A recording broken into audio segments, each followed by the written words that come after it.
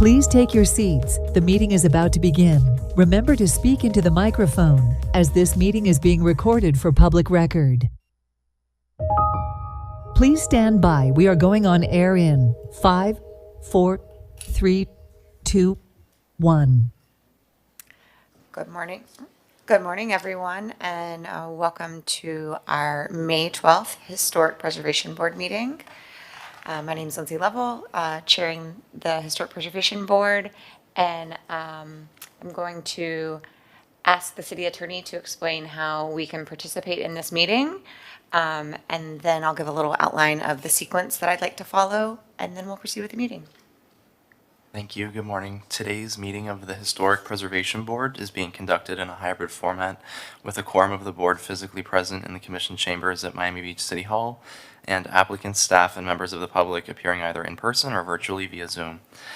Those wishing to participate via Zoom may dial the toll-free number, which is 888-475-4499, and enter the webinar ID, which is 817-4834-7488#. Or log into the Zoom app and enter the webinar ID, which again is 817-4834-7488. Individuals wishing to speak on an item must click the raise hand icon if using Zoom, or dial *9 if participating by phone. Before I swear in those who are testifying, I'm going to read into the record the city's notice regarding lobbyist registration. If you are appearing on behalf of a business, a corporation, or another person, including as an architect, attorney, or representative of an applicant or objector, you need to register as a lobbyist with the city clerk's office before you speak to the board. You do not have to register if you are speaking only on behalf of yourself. You are testifying as an expert witness, providing only scientific, technical, or other specialized testimony in this public meeting, or you are appearing as a representative of a neighborhood association without any compensation or reimbursement for your appearance to express support for or opposition to any item. Expert witnesses and representatives of neighborhood associations shall, prior to appearing, disclose in writing to the city clerk their name, address, and the principal on whose behalf they are communicating. These rules apply whether you are appearing in favor of or against an item, or encouraging or arguing against its passage, defeat, modification, or continuance. I will now swear on everyone who is physically present in the commission chambers and intends to testify. Virtual speakers will be sworn in one by one before addressing the board. So if you will be testifying, please raise your right hand. Do you swear that the testimony you will be giving is the truth, the whole truth, and nothing but the truth? Thank you.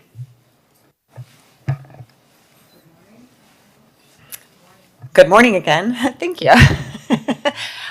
So I wanted to run through quickly just an outline of how I'd like to proceed, so that, as a refresher for the folks who've been on the board for a while, and as a refresher, as some new information for those who are new joining us.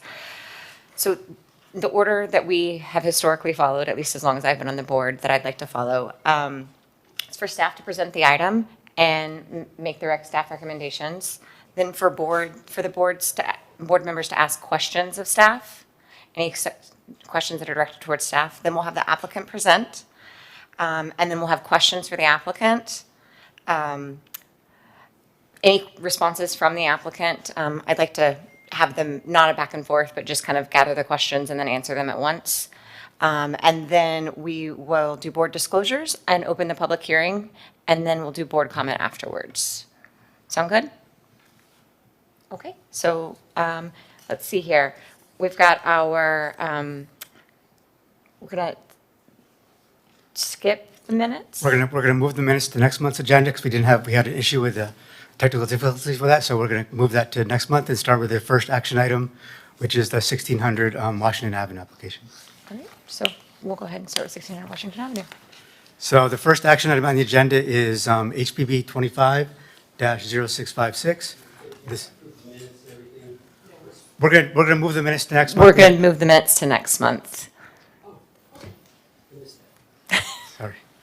So the first action item is HPB 25-0656 for 1600 Washington Avenue. This includes also 1601 Drexel Avenue and 425 16th Street. The applicant requests a certificate of appropriateness for the total demolition of two structures and the construction of a new 15-story mixed-use building. The structures proposed for demolition are the one-story non-contributing commercial building at 1600 Washington Avenue, constructed in 1952, and the two-story contributing Laurel Apartments at 425 16th Street, constructed in 1938, and designed by Henry Hollhauser in the streamlined modern style. The lower apartments are characterized by recessed porthole windows, rounded corner eyebrows, and horizontal fluting between windows. The existing 5-story parking garage at 1601 Drexel Avenue was designed by the same architect for this project, Enrique Norton, and constructed in 1910. That will be retained and incorporated into the new development, providing parking along with loading and servicing for this project.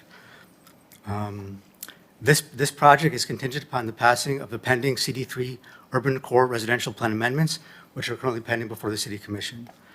Now, at the October 21st, 25 meeting, which is the last time the board reviewed the prior design for this project, the need for appropriate recognition of the contributing Laurel apartment buildings was recognized by staff and the board, as well as the need to incorporate revised articulation into the southern facade of the proposed building. The prior design was overly monotonous with repetitive floor plans at each level, as well as the board asked the applicant to look at the loading area and access from 16th Street in terms of the landscaping and minimizing the width of that opening. And fourth, there was an issue with the renderings not aligning with the landscape plans. Staff believes that those issues have been addressed with the current proposal. In terms of the recognizing the Laurel Apartments, the applicant is proposing to etch the facade of the 2-story Hollhauser building into the lobby glazing at the approximate location of the existing building, which is intended to reflect the original streamlined modern style composition of the Laurel Apartments. Staff is supportive of this method of recalling that structure, which was indicated as structurally deficient, and why they're proposing to demolish that structure. We do believe that the articulation of the southern facade has been further developed, and we do believe it respects the design integrity of the architect, Enrique Norton, responding to the design concerns of staff and the board. Regarding the service alley, the applicant has reduced the width of that and provided landscaping on either side.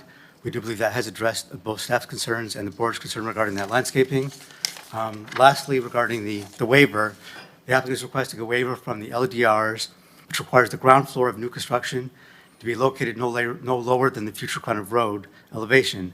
Now, this waiver is requested because the existing 5-story building to the west is part of the same development site, and the code requires that that be elevated unless a waiver is granted. Of course, that building was recently constructed, so they can't just elevate that structure, and that's why they're asking for a waiver of this section of the code. We are supportive of the overall design. We think they've made a substantial change and a substantial improvement. This is unlike any other tower I've seen in terms of mid-rise buildings in the city, so we are supportive of this design. I'm recommending approval in accordance with the conditions listed in the attached draft order. I'll turn it over to Mr. Kasdan for the applicant. Thank you, Mr. Belushi. If you put up the presentation, please.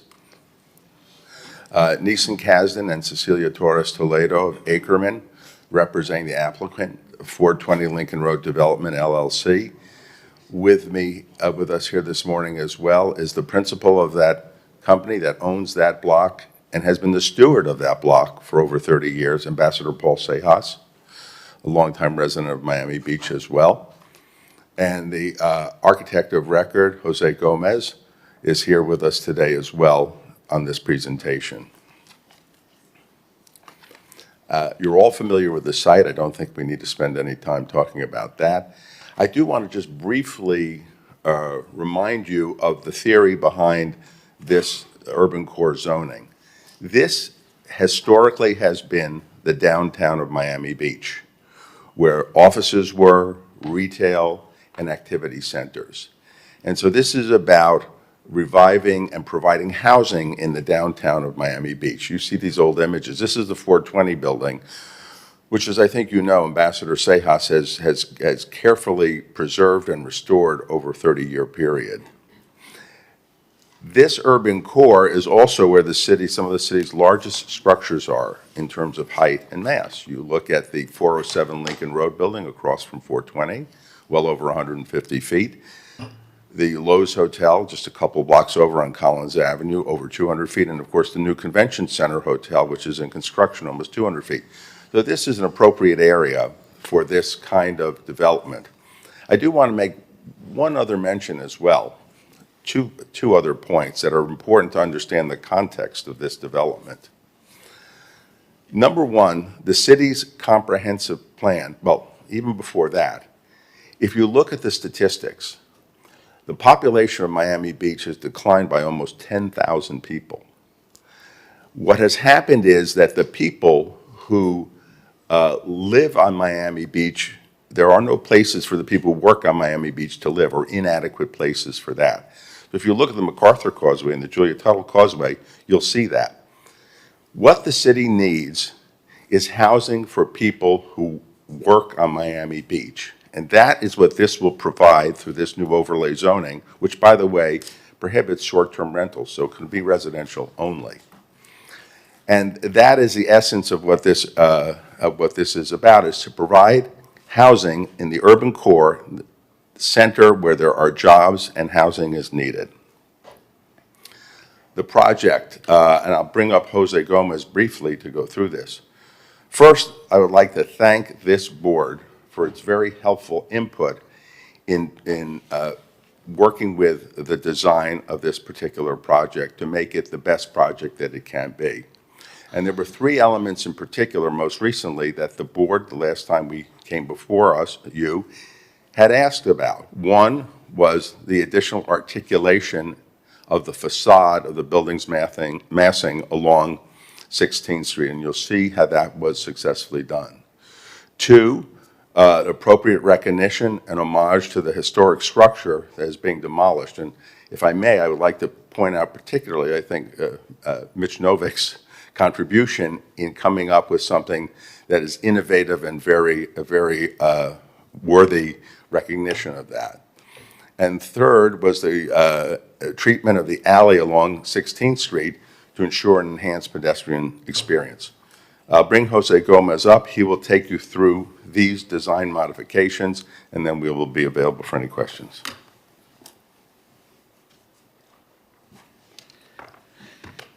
Good morning, everyone. Jose Gomez, Bailens & Gomez Architects. We are the architects of record for the project, working with Taller Enrique Norton.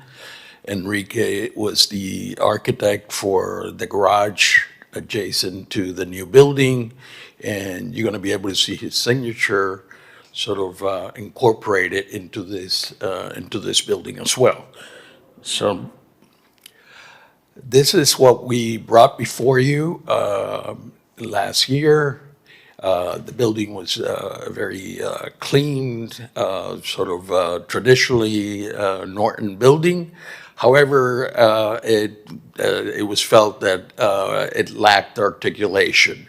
One of the, out of many studies that Enrique prepared, I think he came up with this very organized rhythm with the balconies that it might seem at first a random attempt to articulate the facade, but you can see that there's a pattern to it.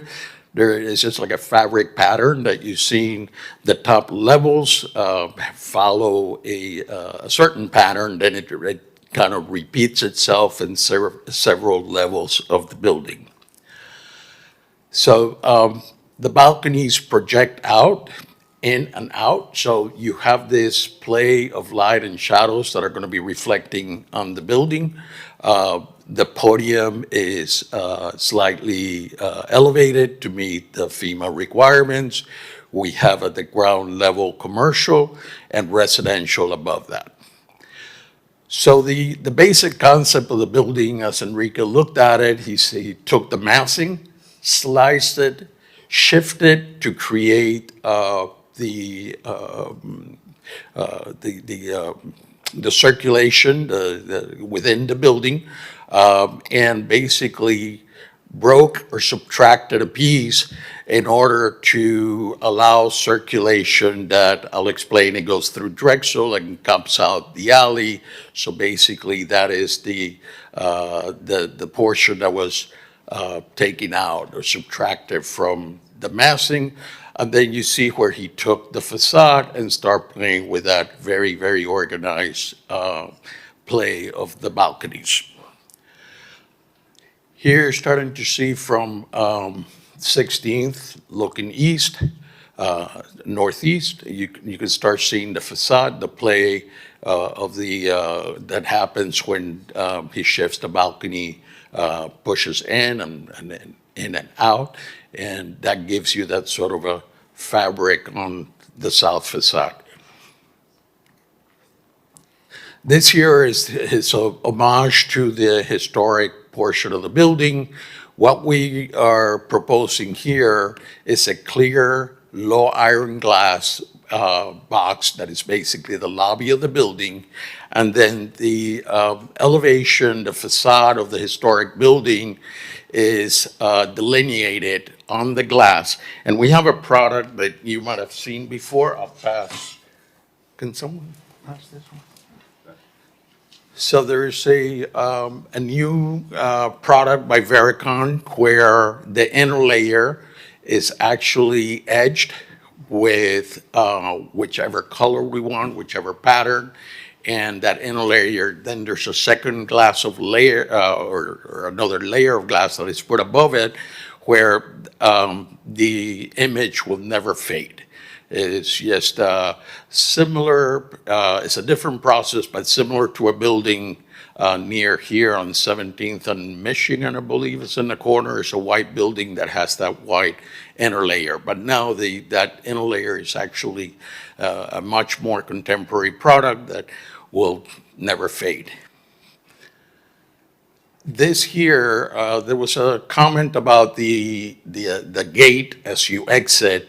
It's a very minimal gate, and after speaking to Enrique about what to do with that gate, he liked to bring up the gate that is existing, that has a pattern, and that will integrate or help link the garage design with the new tower. This here is on Washington, and on Washington you're seeing where he's bringing some of the design that you have seen before in the garage. He's putting a small piece on the Washington side adjacent to the commercial. And that's basically it. That sort of, I believe, addresses the points of concern that the board had last time. So if you have any questions, I'm here. Thank you. That concludes our presentation. Thank you. Thank you. So we missed questions for staff. Do we have any questions for staff before we proceed? Yes, sure. Yes, page 9 of 10 of staff's report, second paragraph. Staff notes that the structure is no longer part of the cohesive grouping of buildings. Its once prominent east facade has long been eclipsed by the construction of the retail building immediately to the east. Now, okay, that was the primary elevation, but you can certainly understand that Hohauser knew it was going to be eclipsed eventually.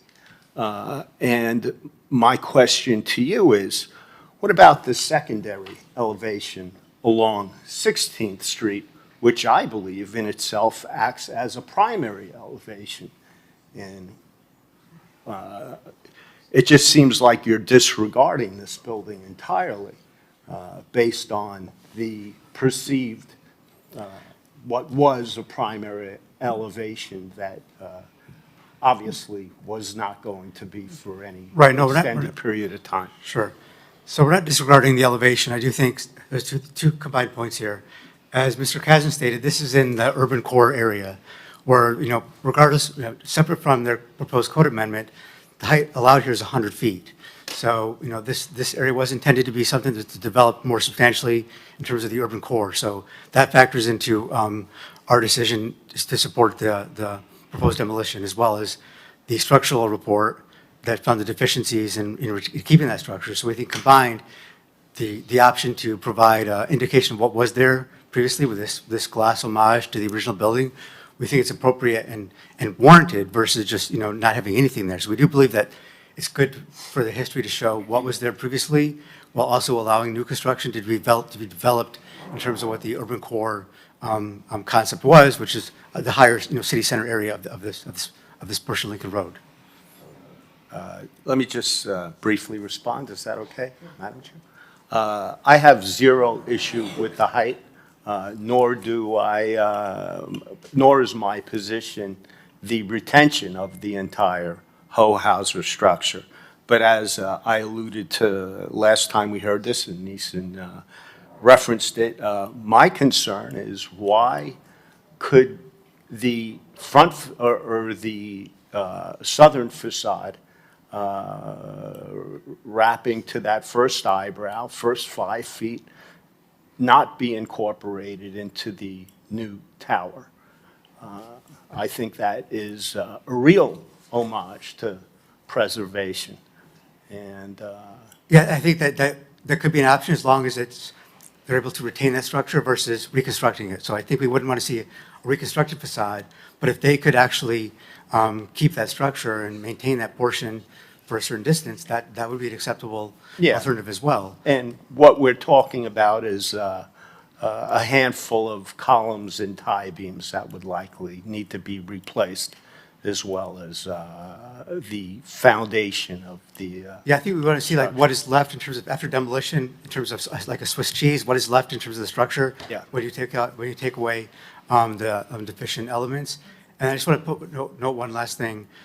This structure has had such a variety of approvals over the years, from the original, which was demolition back in 2005, when the board approved the demolition for a new structure here, which was a very unique cantilever structure. I recall. Exactly. And then later on, the board approved a slightly, I think it was elevated or There was retention of the retention and structure. move structure. So this building has had like the whole range of possible approvals over the last now 20 years for this site. Yeah. Okay, thank you. Do you have a question for staff? Well, I just want to, for any of you who may or may not know, look at the west side of Collins Avenue between 22nd Street and between 22nd and 23rd. There's the Campanile building, which was preserved, and a new building was built around it, on top of it, behind it, and connected it and paid homage to it. And that's what I'd like to see happen here.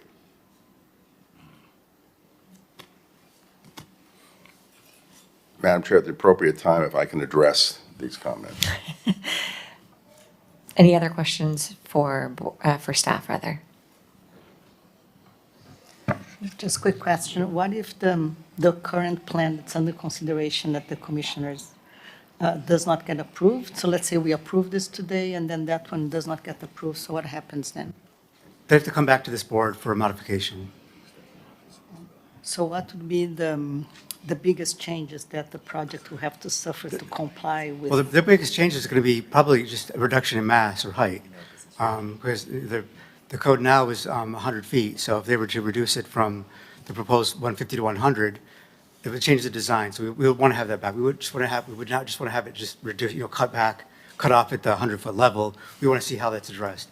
And then the second is a reduction in FAR from the allowed 2.75 to 3.5, or vice versa. So that would come back to the board to see how they reallocate the FAR. In the end, it would be a less mass on the site, so we want to see how it would change the design of the building. So it would require to come back to the board. So then the demolition of the building will be contingent to the approval of the new project, or once approved demolition today? Well, no, then- so they can't get a demolition permit for the that structure until they get the permit for the new Okay, construction. all right, that's, I just Yes, want to yeah, make sure. they wouldn't allow expected of demolition. They couldn't come in tomorrow and then demolish the building and then, go from that.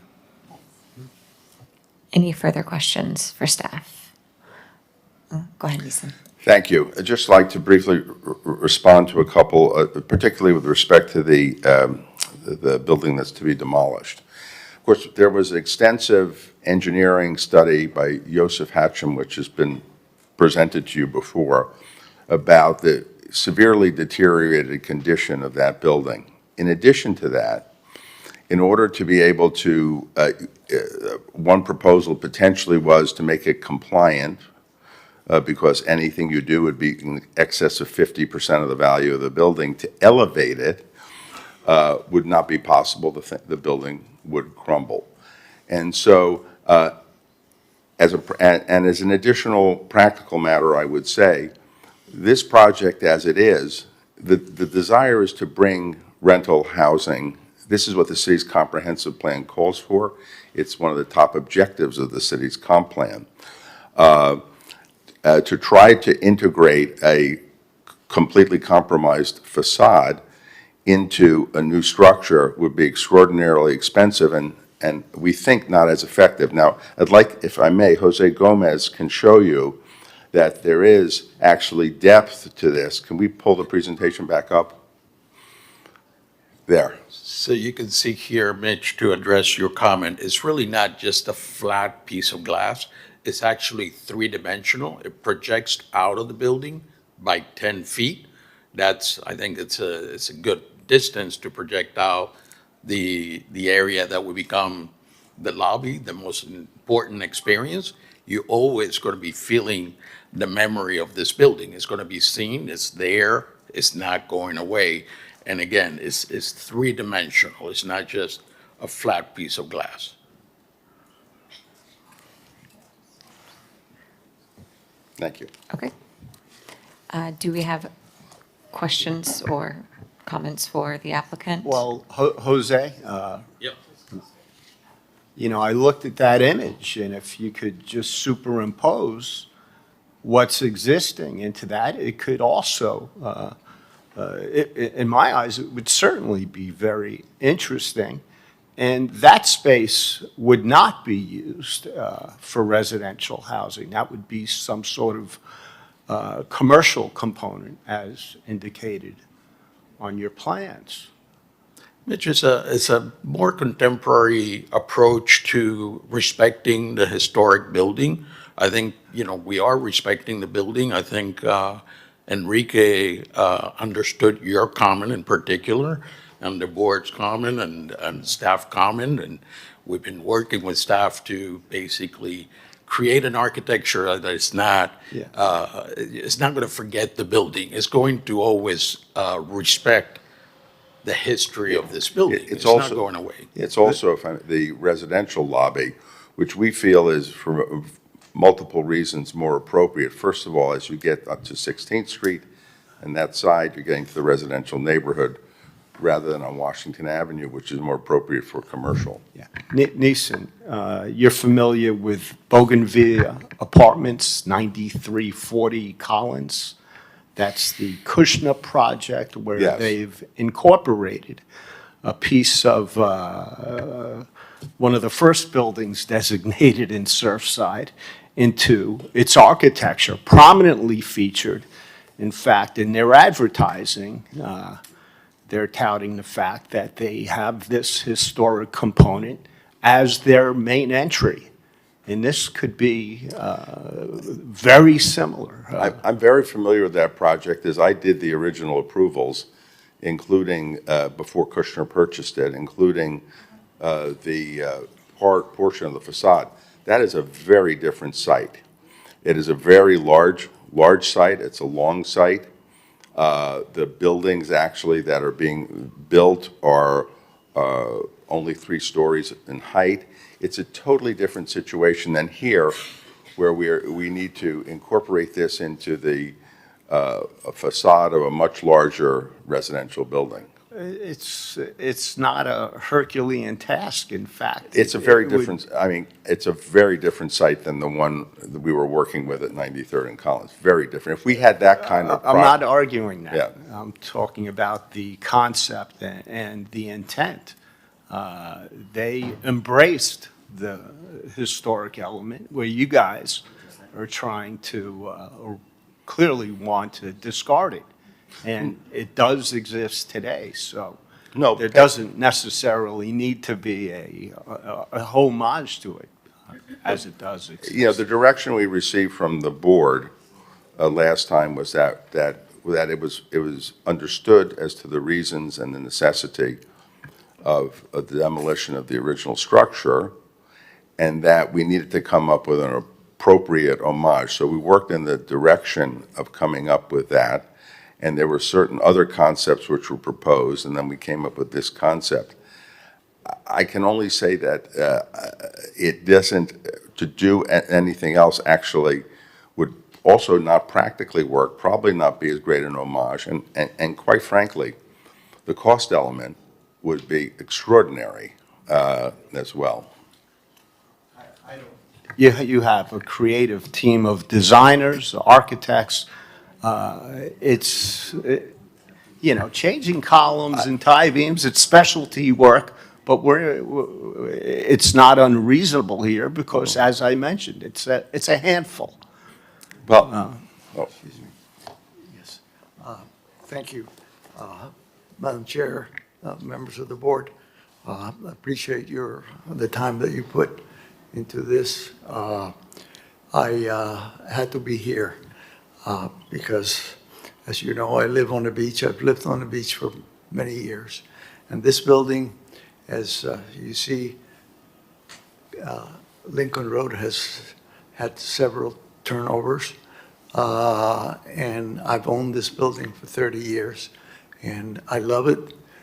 We restore it, and we continue to keep it the best possible way under the worst circumstances. As you know, Lincoln Road has been up here, and it's been down here. And I have been a solid patron and maintaining it as much as we can so that we keep that historical building. I love the beach. I live here, and I've brought Enrique Norton, not as just having somebody, but somebody who had built a garage, and it was a claim. If you know, and you've been to that garage, you know that that garage has no columns. It has very clear, it has 59 cameras, and it's the cleanest garage in town. And that's what I asked Enrique to design and to implement there, because what I try to do is quality. So I didn't just bring anybody to do this, and I thought about bringing Enrique Norton, who had built this beautiful garage, to build and design this building. And of course, Jose has been a friend and an internal architect who has helped me for many years. Actually, Mr. Bellison helped me from the beginning to keep that building restored. And he can tell you that throughout the years, we keep making sure that that building has all the historical aspects. But I have to tell you that that little building there that exists is a danger to the community, to the people, because it was supposed to be demolished. The previous board had approved the demolition of it when we had a plan for the cantilever thing, and of course, it was impossible. The cost and the weight could not support the cantilever building that we loved, actually, their design. Now, we love this design. We appreciate the input, Mr. Belush and the staff, in saying these are the things that you need to articulate in this building. We told Enrique, and you know, dealing with famous architects, you're dealing with a little bit of a tough fight because they want, you know, their thing. And I had to really impose that. I said, no. We're going to go with the recommendations of the staff because this is what needs to be done. They want articulation, and we need to do it. And with the help of Jose, we were able to accomplish that. So what I'm saying is the existing building is dangerous. There's a liability involved. As you know, there's a bar there that uses that alley to bring people in. If that building is not demolished as soon as possible, we're going to have a liability issue. And you all know it. And if you walk by it, you could see it. And I'll be happy to open it for you. And you will be horrified to see. And I know the historical issue. How about if we, instead of doing the glass, we build, instead of a glass, give you the building, rebuild the building front, which is not, by the way, not the front of the building. If you go back historically, the front of the building was facing Washington Avenue. And then over the years, they put other buildings in front of it. But all you see here of this building is the side of the building, not the front of the building. So my proposal to you is no glass. Let's build the actual building. And that, to me, Thank you, Ms. Ambassador Seijas. Paul. Paul. How's Pablo doing? Tell him I Pablo say is hello. doing great, Good, yes, good sir. kid you got there. Thank you. You've been the steward of the entire property for decades. You maintain everything, or you have maintained everything exquisitely, with exception to this important structure. And again, my stance, I'd like to see the facade along 16th Street. Many consider a secondary elevation. To me, it's important. I also am steward of a Hohauser building that I've always considered to be a sibling of this building. Neeson is aware of that. That's at 610 Jefferson Avenue, where the secondary facade is facing the street, and like your own, it's extraordinary. Porthole windows, banding, eyebrows, the terracotta entries. What I'd like to see is certainly piddly in the scheme of things. It's not insurmountable. It's rather simple. And we being a historic preservation board, it's appropriate. And I know you're a man of wisdom. And hopefully, we'll come around and meet. Thank you. Hopefully I'll get your support by offering what I just offered, giving you the front, instead of glass, the same as the building that Rebuild it. exists. Not a replication. What you have there can be stabilized and incorporated into the new structure. Come on, Jose. No, it's not even. I've been doing No, this, shoring up and Mitch, stabilizing buildings for decades. So Mitch, if you recall, across the street from your building, on 9th, we reconstructed the Core Rock House. We reconstructed the building adjacent to it. We linked it with a very contemporary piece of architecture. Sadly, it's not very visible, but it's I think, a beautiful job. This building is in a totally different condition.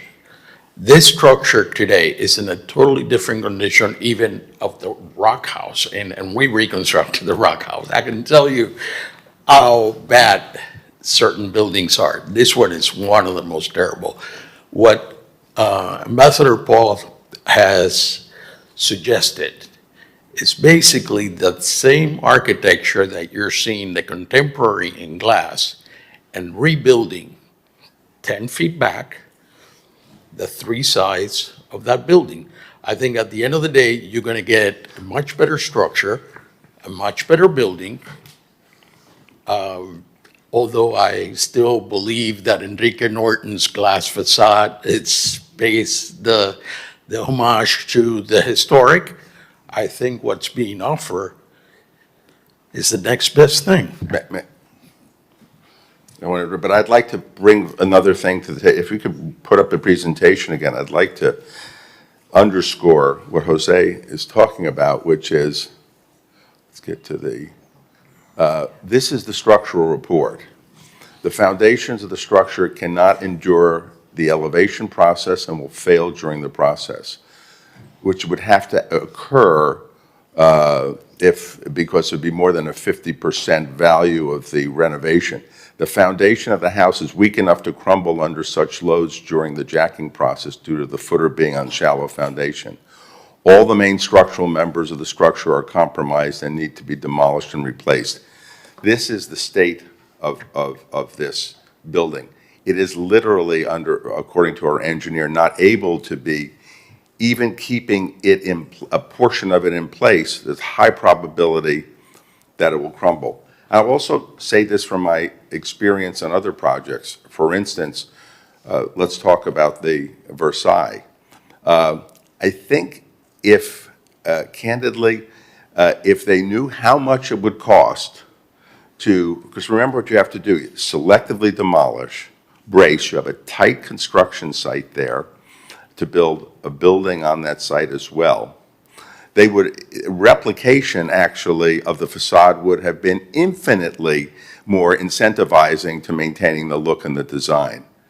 And I think as a practical matter, we as a city have to understand that if that facade is important and Ambassador Sejas has offered to maintain it, the only way practically to do that and to achieve it is to be able, frankly, to recreate it, which he's willing to do, or the Enrique Norton solution of the glass.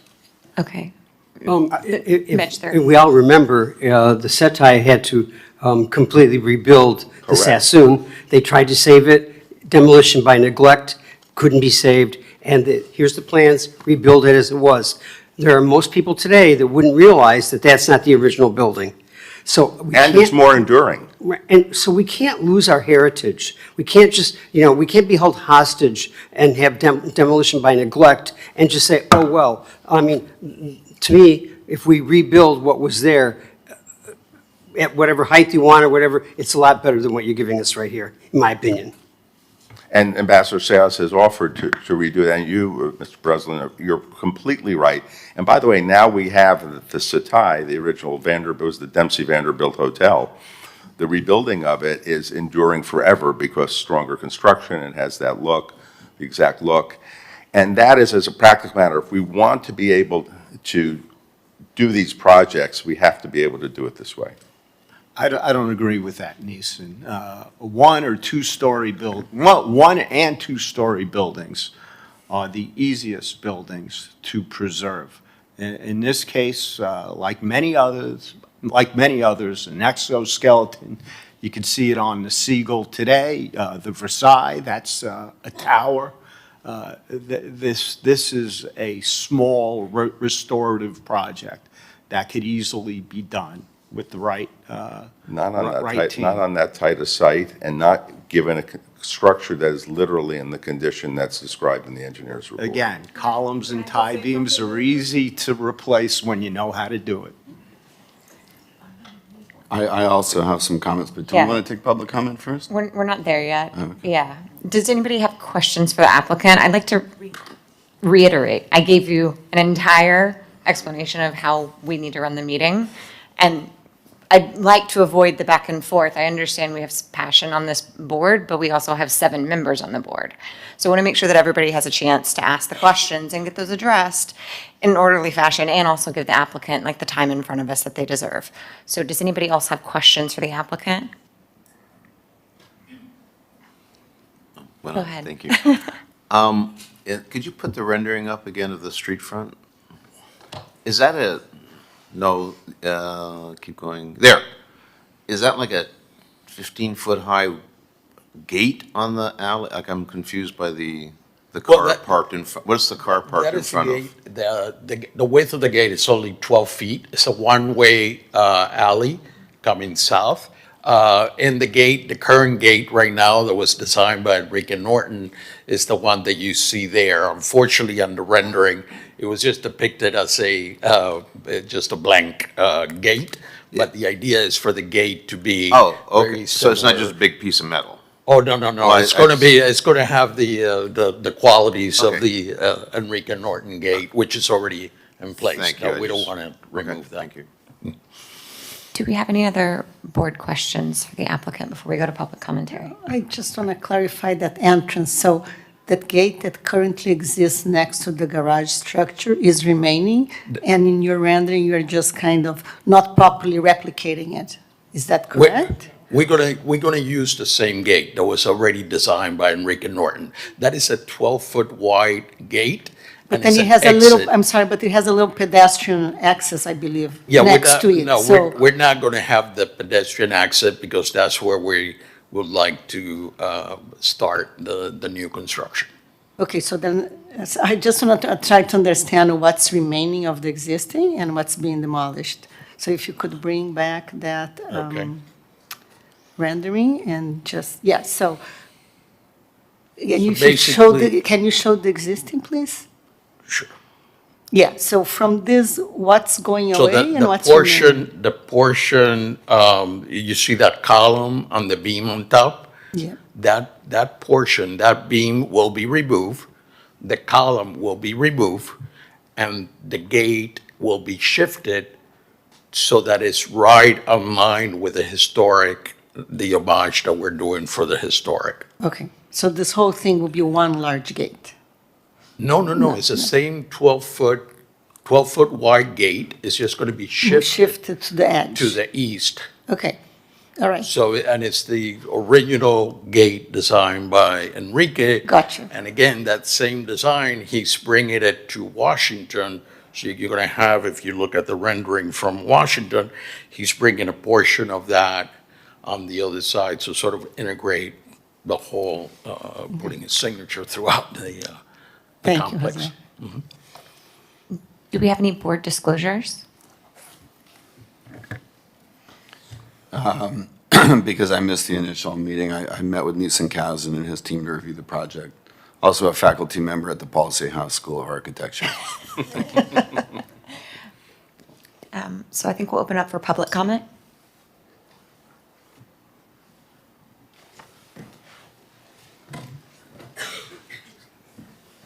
Good morning, Chair. Good morning, members. Annabelle Yopes, Lincoln Road Business Improvement District, Executive Director. I'm here on behalf of the board and, of course, on behalf of Ambassador Cejas on how excited we are about this project, how excited we are that we're going to get year-round residents living in this district. To say that we need year-round residents to build the community around Lincoln Road and its surrounding area is absolutely key to the success of the district. There's a lot of great things happening at Lincoln Road, but we need a community. We don't just need tourists. Tourists are great. It's an amazing business for our city, but residents build a community, and this development is really key to getting us there. I think the amount of attention that's happening in our district, not just along Collins Avenue, but this development and other developments we're seeing on Alton Road that brings residential to our area is so paramount. And we are so excited to have this move forward. We think the design is beautiful. We think the fact that it's not Airbnb, that we're going to have the right community in there is what we need. And so we look to the board to please help us get there because it's going to be a win-win for everybody. So thank you. Thank you.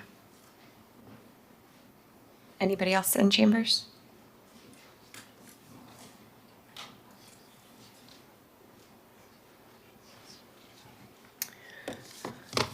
Good morning, members of the Historic Preservation Board. Meg Lustow, Executive Director of the Miami Design Preservation League.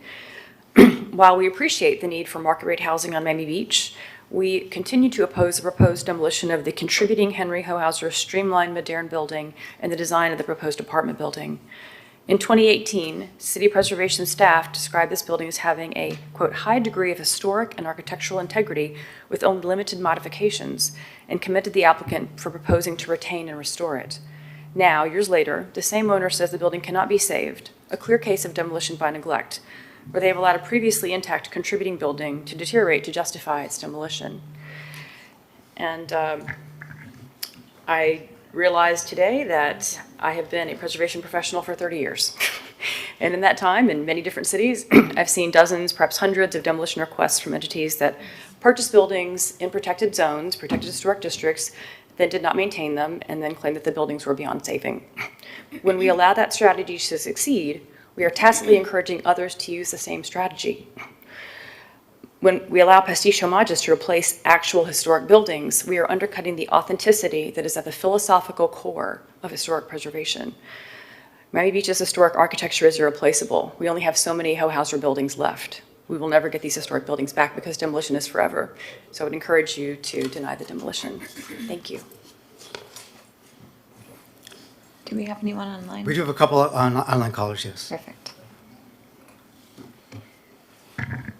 Good morning, Matthew Goltanoff, 125 Jefferson Avenue. I have a couple questions actually for the applicant. One, is this project supported by the neighborhood association that lives nearby? And Matthew, you can use your time however you wish, and then if the applicant would like, they can respond to your questions during their rebuttal. Thank you. So is it supported by the neighborhood association? That's question one. Question two, have they met with the neighborhood association to address their concerns? I know that the city has seen lots of development proposals over the last 10 years, And many times, the neighborhood associations do support it because they've worked together with applicants to bring projects that become more contextually appropriate with their neighborhoods.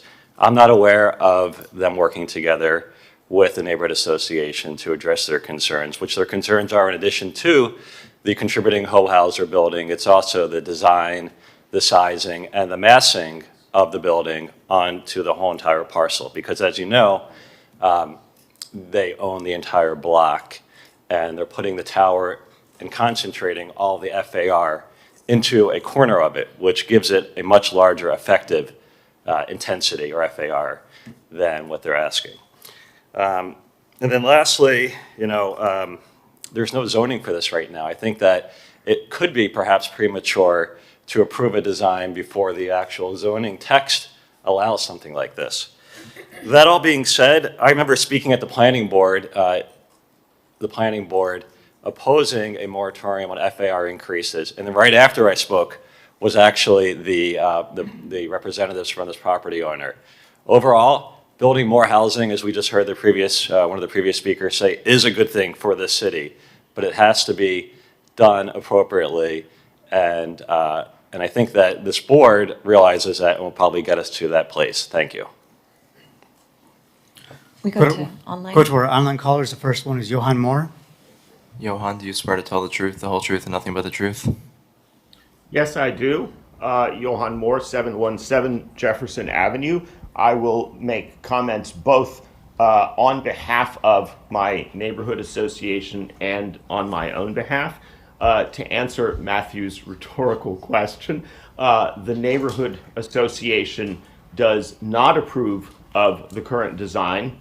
The neighborhood association feels that it is absolutely not compliant with the neighborhood's standards for contextual appropriateness, for facade design, for impact on the neighborhood. We feel that the facade redesign, in fact, is a step back. To quote a leading member of FPNA, nothing says affordable housing like balconies. That obviously was meant as a snarky comment by that member of FPNA. We consider the current design to be offensive, quite frankly, and we are surprised and dismayed at the developer's absence of reaching out to the community, by which I do not mean to imply that there was no reaching out, but rather that the process became chilled on the part of the developer once the developer realized that the community, that the neighborhood association was not going to support either this excess height structure nor its glass facade with the reflected sunlight and heat island effect. The absence of a push-pull articulation of the facade that would address the heat island effect, as well as breaking up the downward velocity of stormwater runoff off the facade. We object to the demolition by neglect, as Ms. Lousteau pointed out, of a building. We hear Paul Cejas praising his stewardship of the unified site, but neglecting to mention that this building has been neglected. Thank you. Next caller is Troy Wright. Troy, do you swear to tell the truth, the whole truth, and nothing but the truth? Yes, I do. Thank you. You have 2 minutes. Oh. Oops. Did I lose it? Come on. Go ahead, Troy, Troy. did we lose you? Oh, there we go.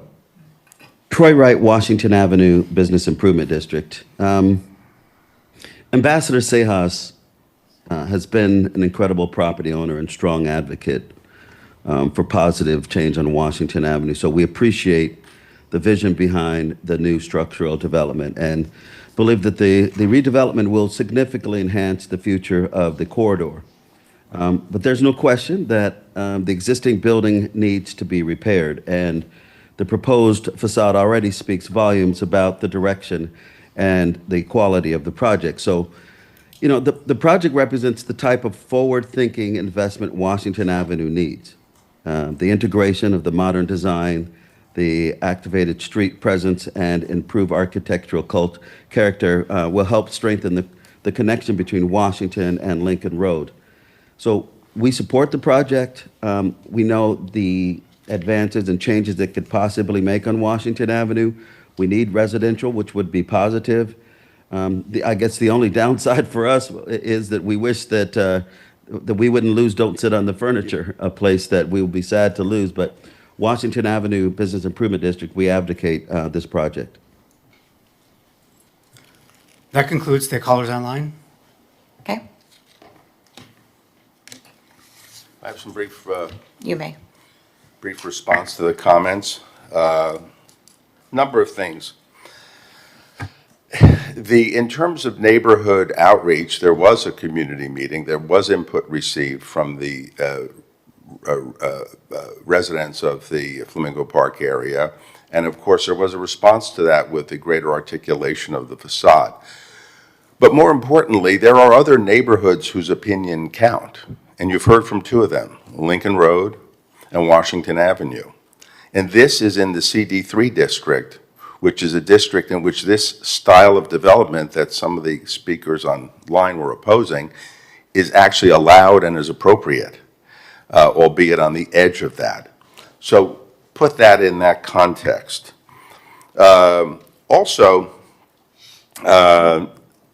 we cannot lose sight of the fact that the city's comprehensive plan specifically calls for incentives for residential development, particularly in overlay districts and in the urban core. This is what the city's policy goal is. We need to create residences for people who work in the city so everyone doesn't have to commute.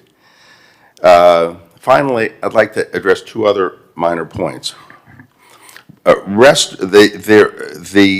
Previously, when there was one of the prior approvals on this project about restoring the building, it was actually contemplating the building being relocated, not being in the same place that it was. And we know from the engineer's report that that is physically not possible at this point.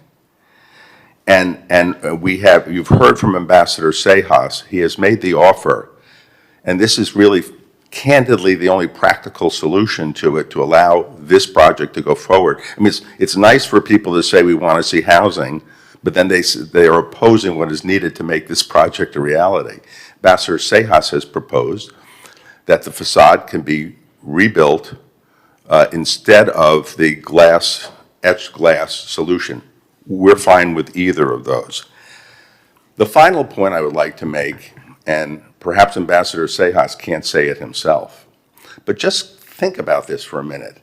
He has owned, restored the 420 Lincoln Road building, one of the largest and most important historic buildings in this city, for over 3 decades. Everything from the facades of the building to that magnificent lobby with its Berchansky mural. And in order for Ambassador Seijas to complete the block and to continue the viability of this overall development, he's probably as great a steward, if not the greatest steward of preservation in this city. And that's as though he's getting no credit for it because of this one thing that's being discussed. I think you should take that into account as well, because in the totality, he's creating a block with great preservation, the 420 building, and residential that will endure for decades. Thank you. Thank you. Is this all market rate housing? You're not on the mic. Is this all market rate housing? Yes. Okay. Okay. So I'm going to, board commentary, Nick?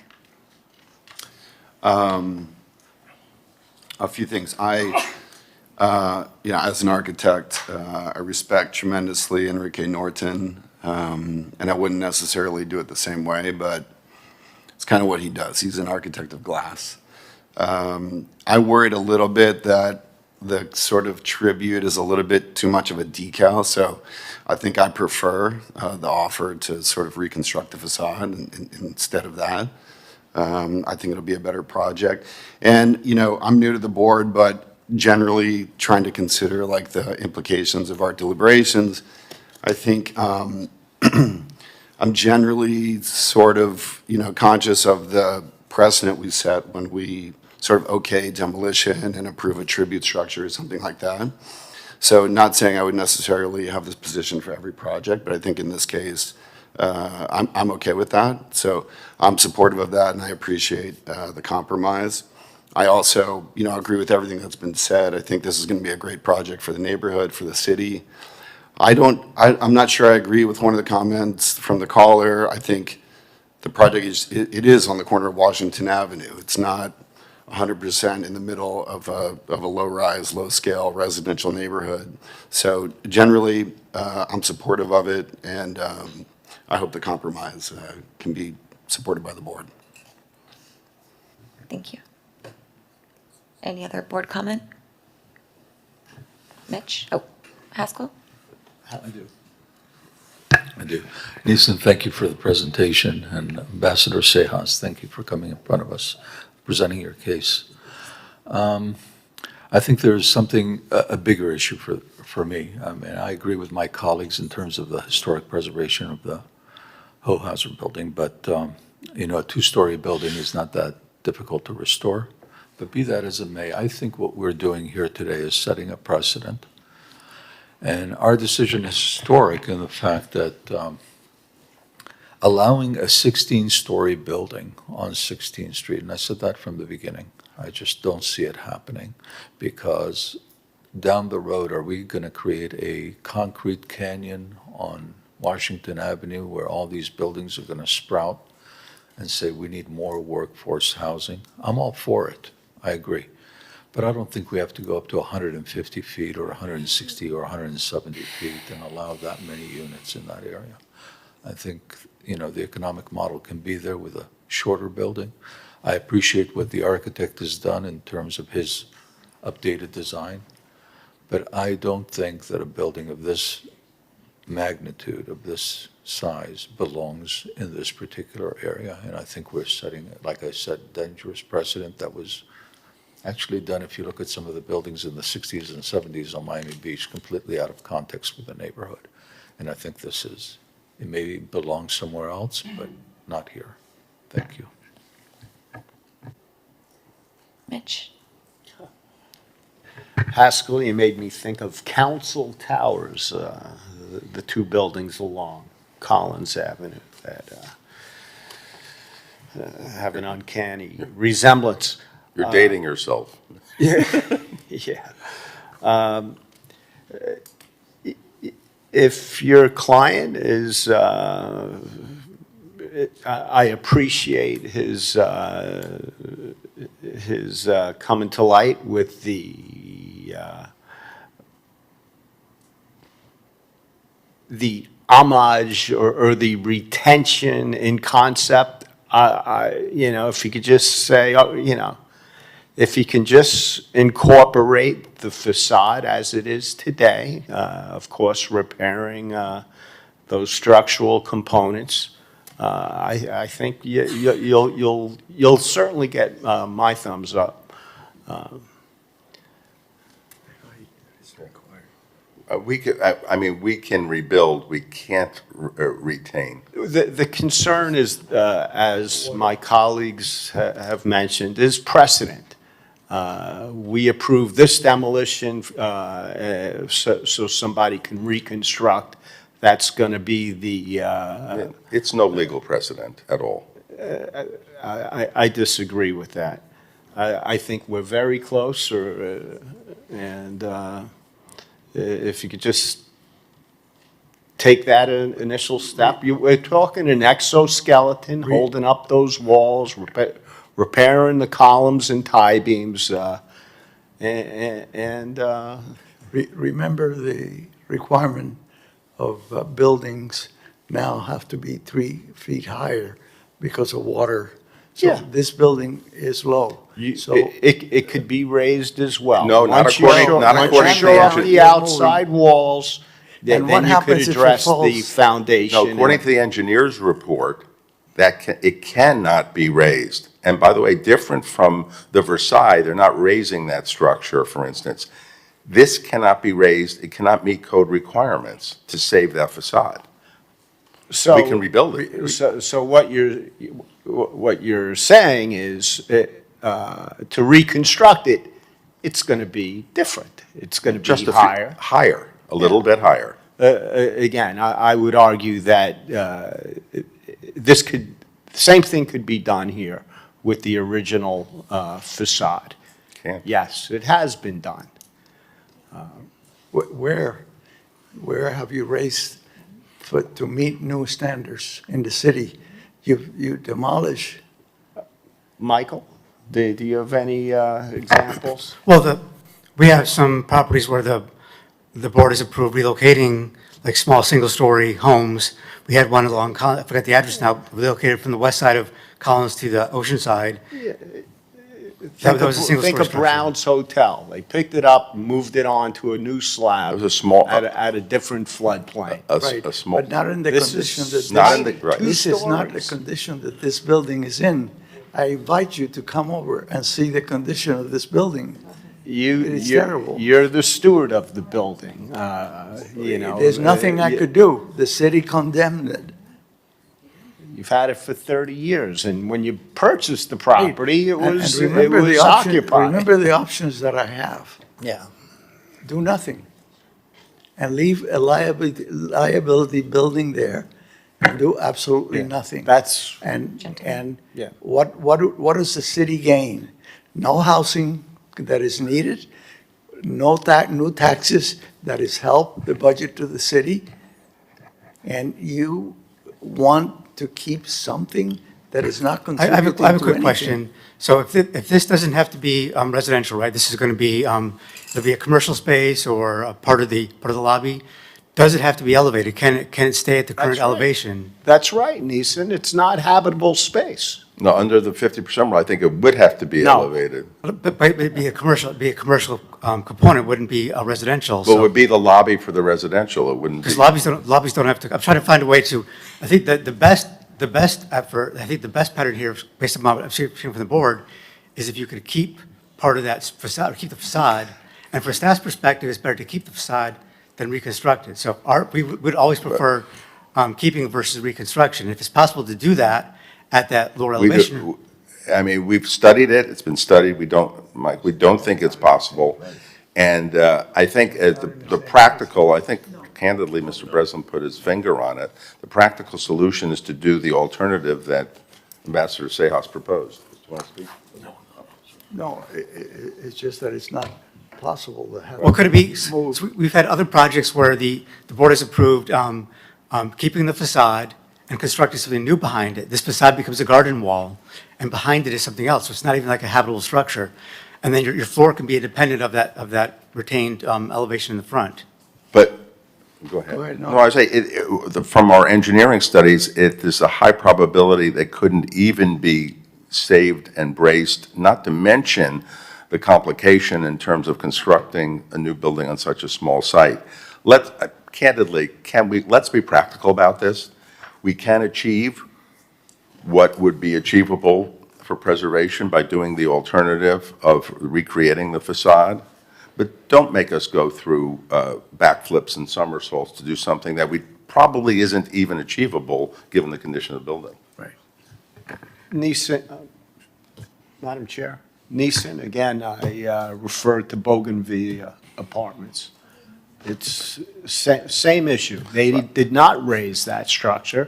It's not a habitable But space. Mitch, it just won't work. I mean, I appreciate your perspective, but it won't work for us. Mitch, you recall the construction of the Gap building over here? Yes. And you remember what happened with the historical portion of it? Same engineer. No, let's not blame the engineer. The steel was rotted, the concrete has salt on it. That thing was crumbling, and it crumbled because the board said you had to keep it, and the minute they took it apart, that building crumbled. This is the same kind of situation. How many historic again. buildings since 1987 have I done here? I have never seen a building in the conditions that I've seen this building. Now, replication, look, it's not the number one option as a historic consultant, correct? It's not, and I agree with you. However, in this case, we're proposing a much better, more contemporary design that will reflect the memory of this building. I've restored a number of Hochhauser buildings. However, this building cannot be maintained. This cannot be rebuilt. Cannot be held up. The minute we take it apart, the windows, you take the windows apart, the headers are going to collapse. That's the kind of architecture that we have there. So we have additional board commentary. So, Elizabeth? It's been an interesting conversation.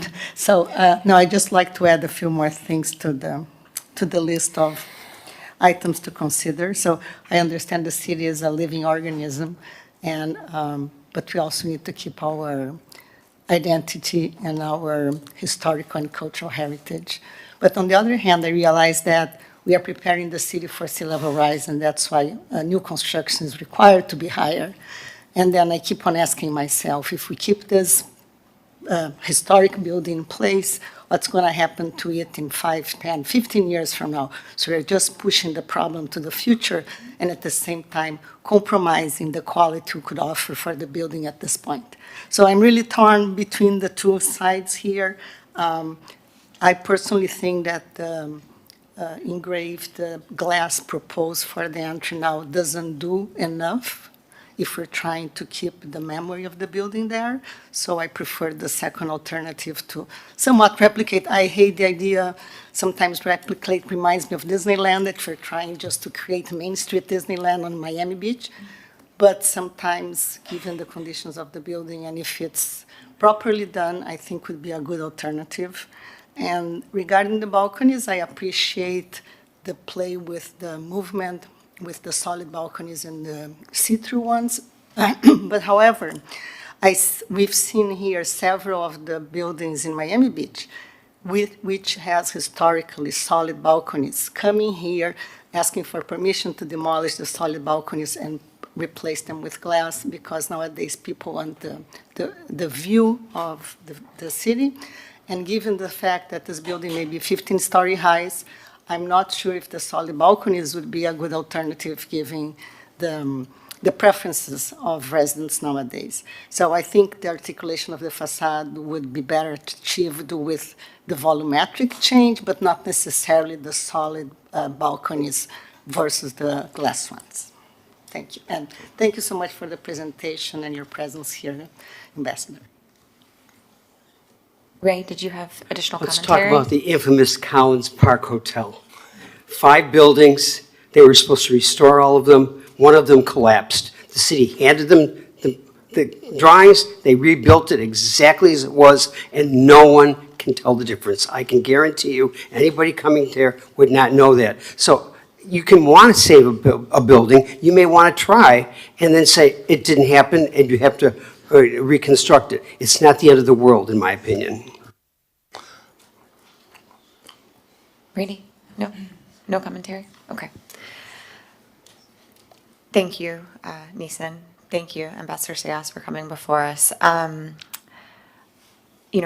take on this, Neeson made a comment in response to someone's discussion or use of the word precedent. I think as attorneys, we look at precedent a little bit differently than necessarily in this instance. However, even in that realm, we look at it on it's a fact contingent basis. And so looking at the facts of this situation, I tend to agree with Nick in this particular instance.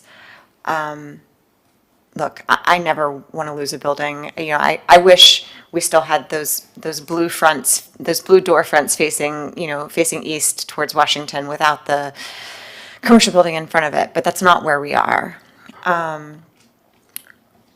So in this particular instance, and not in every instance, I think I would be supportive of the project in general.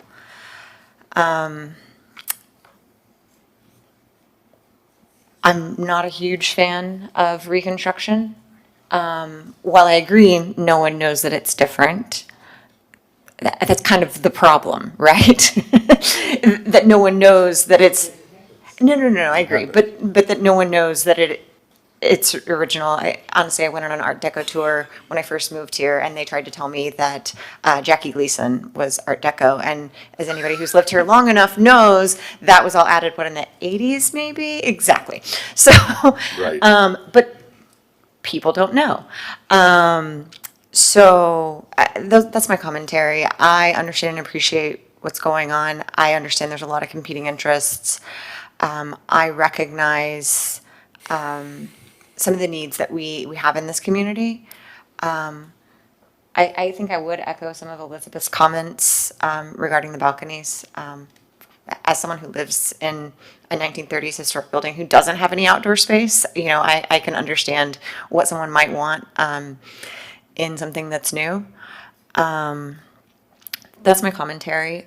However, based on the tenor of the conversation thus far, I think what I would recommend is for us to take a straw poll, because we have, 5, you need, well, no, I know we need 5, but how many, we have certificate of appropriateness for demolition. Well, it all requires, together, one vote for 5 affirmative votes that includes the demolition and new construction. Okay. There's no variances here, so we can all do it all in one Okay. motion. Chair, if I may, and this was the suggestion that was brought up, and if I may ask directly, Mr. Breslin, if we go with the alternative rebuilding the facade, the portions of the facade, is that acceptable to you? Yes, okay. Neeson, I'm sorry. You're not on mic. That would take it to the termination of that eyebrow. That would be, I guess, directed north. What's that, the first 5 feet or so? Well, that's a good point. Let's be clear about that, because it would wrap somewhat around the corner, like the. It terminates. The glass, yeah. There's a reveal, and Yeah, Mitch, the eyebrow is actually on the eastern side. yes. I don't have an image here. I have it from the front, and But- so I can see, it's about 10 feet is what we would need. Yeah, okay, Lindsay. So ha- 10 has it. feet Yeah, it's about 10. probably takes Approximately care 10 of the. Thanks to Google Maps. Yeah. Thanks. I have a question, I guess, for staff. If we were to approve the reconstruction, is there like a standard, like how is it documented and for accuracy and? They'd be required to document the building, including like current as-built drawings of the property itself, and then their new construction documents would show the method for reconstruction. And one of the things we'd ask for the board's input, if this is the way to go, I believe right now the building is like a 5-foot setback from the property line to the front. The code also does not allow more than a 1-story rooftop addition, so I believe they want to move the building to the property line in the south, and then construct to the eyebrow that's 10 feet. Now, above that, balconies can project over it, but the interior living space could not project over that building, except being, well, actually, it's new construction, so it wouldn't be in violation of the rooftop addition ordinance. So that the move back for reconstruction is irrelevant at that point.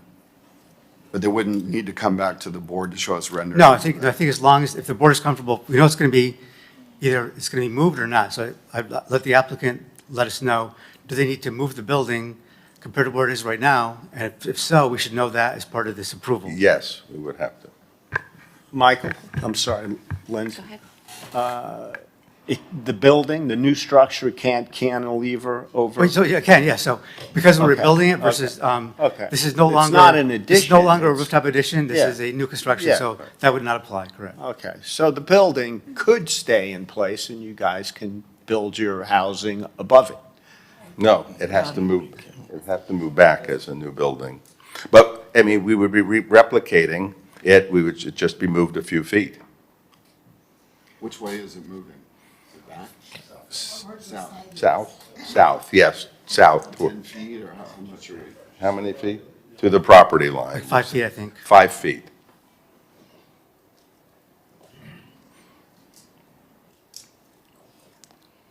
Do we have a motion? I think the standard should be that, yeah, you can't tell that it's not the original. Like, it's an exact replica to the. It would be an exact replica.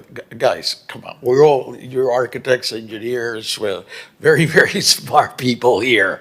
You know this is not a very difficult building to replicate. My goodness, this is 8-inch I just don't want to leave concrete any block room with for stucco. interpretation. There's no We wood would- details. We would want to there's, have like a plaque on the front that would indicate this is a reconstructed portion of the building, so there's no.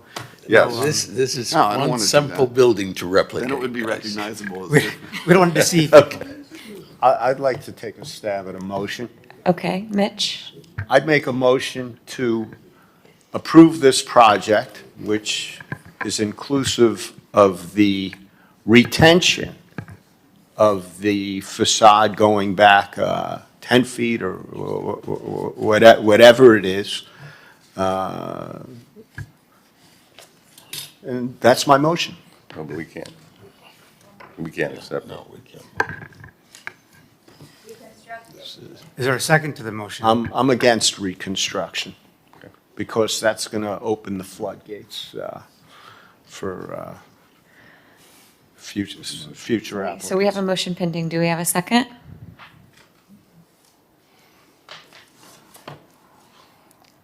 Is there another motion? So that motion fails.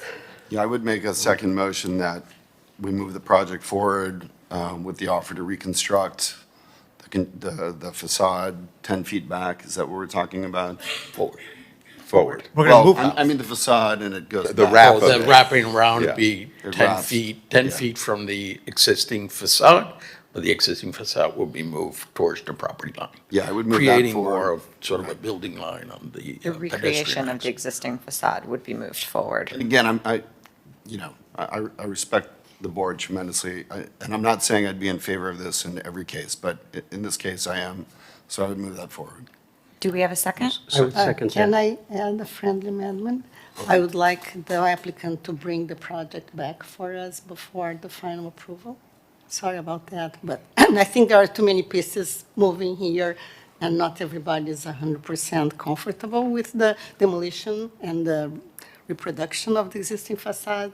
So, yeah, I would like to see it before we give the But that, we're final only, blessing. if I may, and I respect, and by the way, I respect your desire to, on the balconies and help, but the only thing that's changed, I mean, this is what we're saying from what has been presented and what has been reviewed by staff is that we are just replicating a portion of the facade as opposed to doing the glass etched homage. We would ask so that we could move forward with this, that we get a final approval, and and that staff would review, obviously, those plans in terms of the retention, but it would create too much uncertainty if we have to come back again. Ms. But Camargo, if I just the may, fact let me, if you look at the rendering that we have proposed Gentlemen. in the glass, we can put it up. Basically, this will be the reconstructed facade. All you see in there, that is the same exact location. It have been moved closer to the sidewalk. And then the retail portion sets back 10 feet. So really that facade, especially now that we're talking about a reconstruction, is going to stand out. That's going to be the lobby. That's the heart of the building. So now all of a sudden we're reconstructing a facade, which will be identical to the existing building. It's just moved forward to the sidewalk. And that's basically what you're going to get with that look. That is stucco. Hopefully, our guys will do a better job than that stucco work that you see there. And I hope you don't just play it white. So we currently have a motion and a second, and we have a friendly amendment. Are you still maintaining your friendly amendment? I mean, I will give leave to my colleagues at the board if they feel like my friendly amendment is welcome, which stays. If they feel it's not necessary, we can drop it. Okay. I'd just like to add for the record, which I think responds to Elizabeth's concern, is that there is a condition in the draft order that this certificate of appropriateness is subject to the adoption of the related LDR amendments. So if those LDR amendments are not adopted, then this project would need to be revised. Right. Subject to the approval of the board, of course. So I want to mark that Yeah. Mr. Jelpe was the maker of the motion, Mr. Hollingworth was the second. There was no acceptance of the friendly amendment, so. Should we take a roll call? Please. So this is to approve the project, including the demolition of the building, along with the reconstruction of the first 10 feet, moving that structure to the south, to the property line. Any other conditions? Maybe, I guess, maybe it goes without saying, but renderings of that will be provided to staff, coordinated with staff. Yes, they'll provide updated renderings as needed to show it. So I'll do a roll call. Mr. Hollingworth? Yes. Mr. Meyer? No. Ms. Lovell? Yes. Mr. Jelpe? Yes. Mr. Novick? No. Mr. Breslin? Yes. Ms. Camargo? Yes. Motion passes. Thank you very much, and also what you have done here today will help facilitate a very important project for the life of the center part of this city, so thank you. Thank you.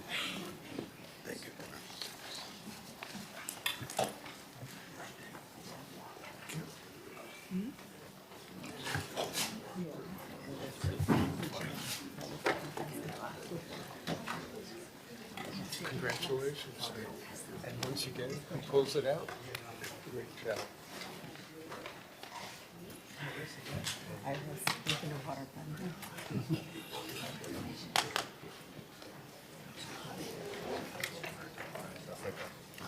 Thank you. Thank you so much.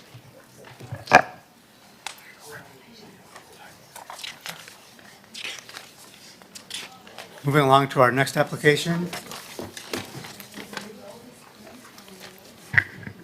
Next application is HPB 25-0645, 235 Washington Avenue.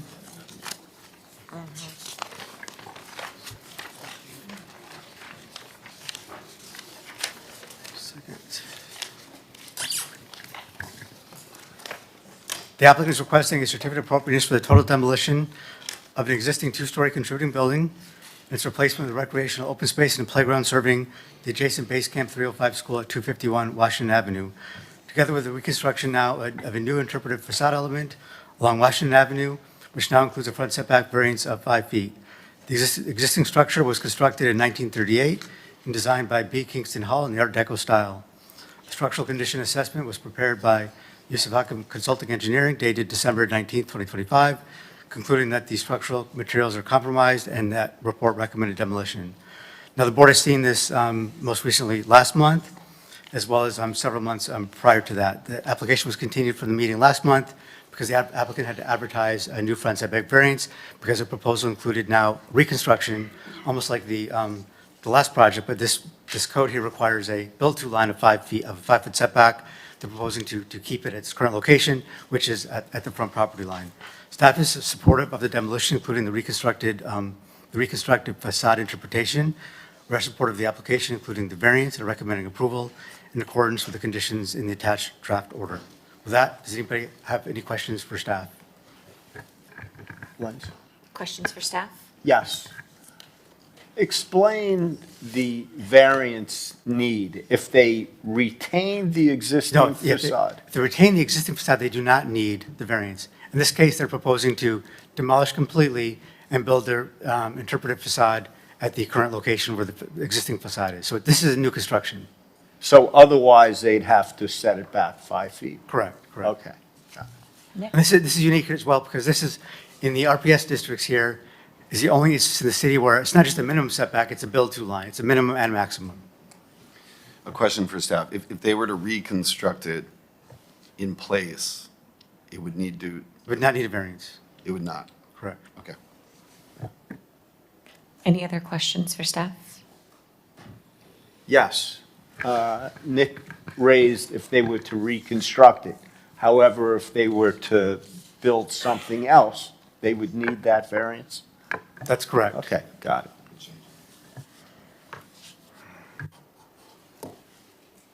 Okay. Thank you, Madam Chair. My name is Paul Savage with law offices at 200 South Biscayne Boulevard, Miami, Florida.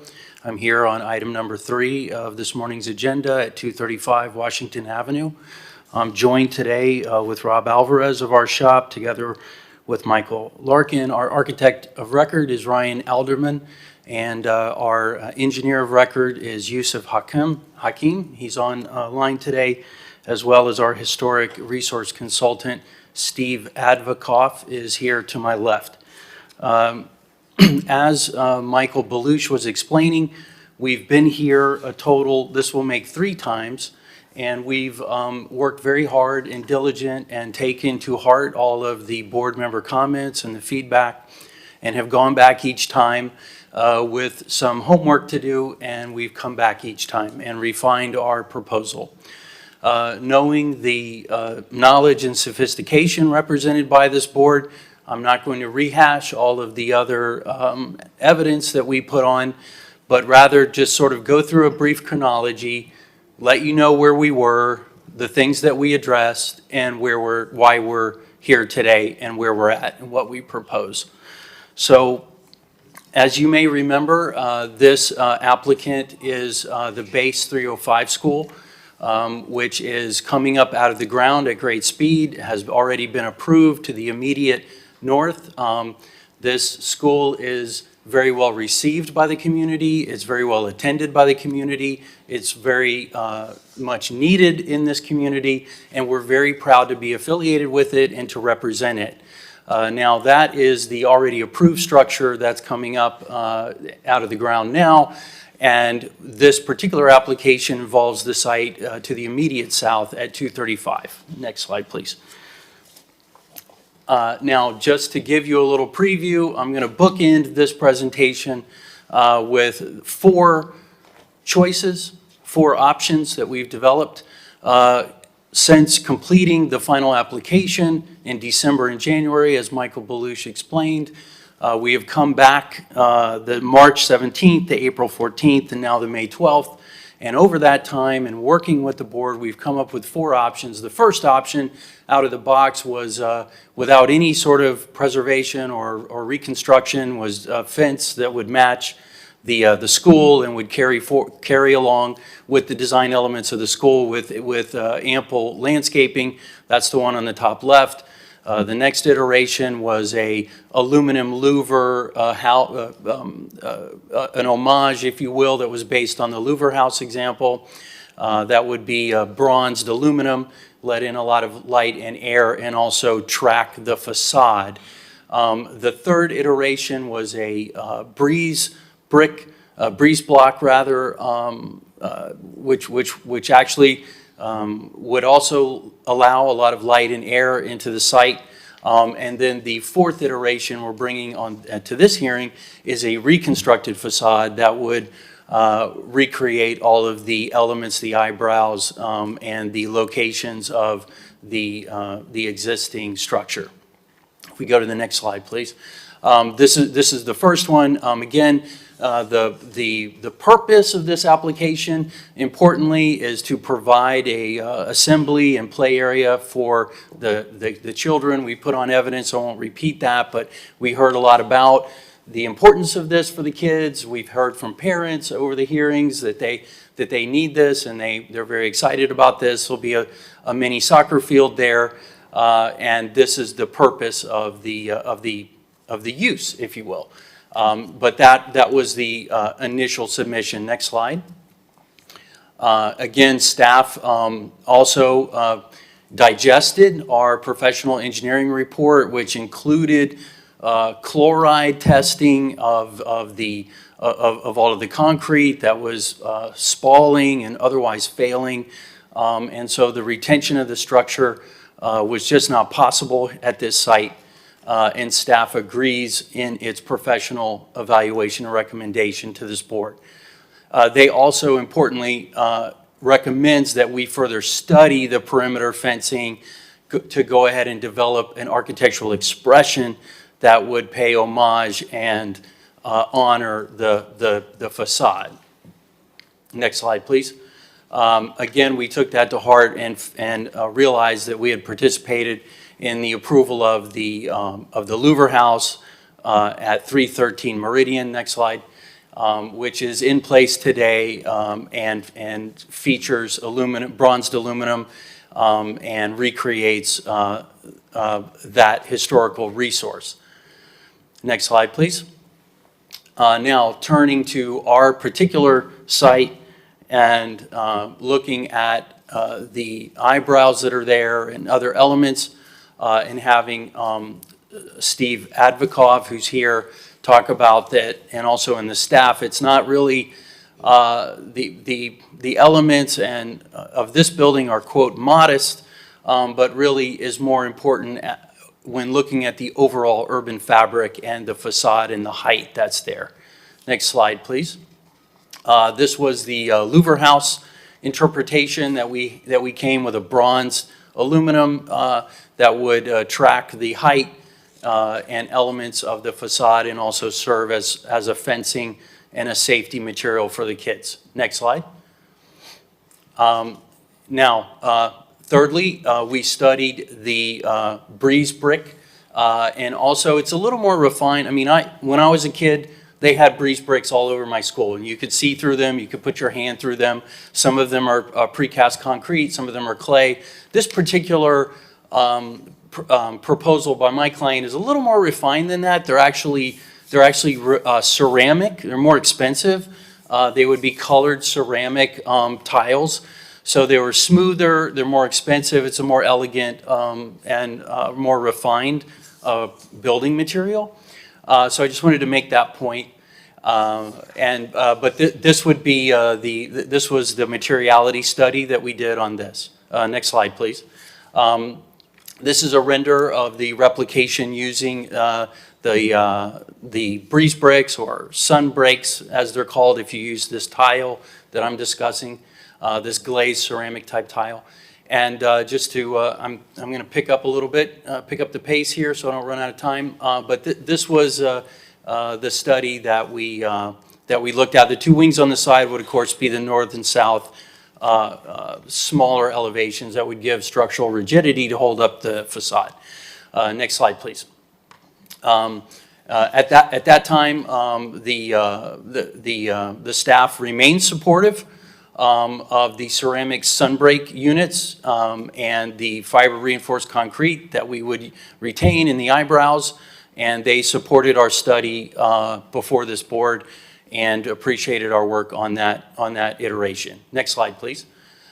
This is another render of the sun brick type treatment and solution to this. Next slide, please.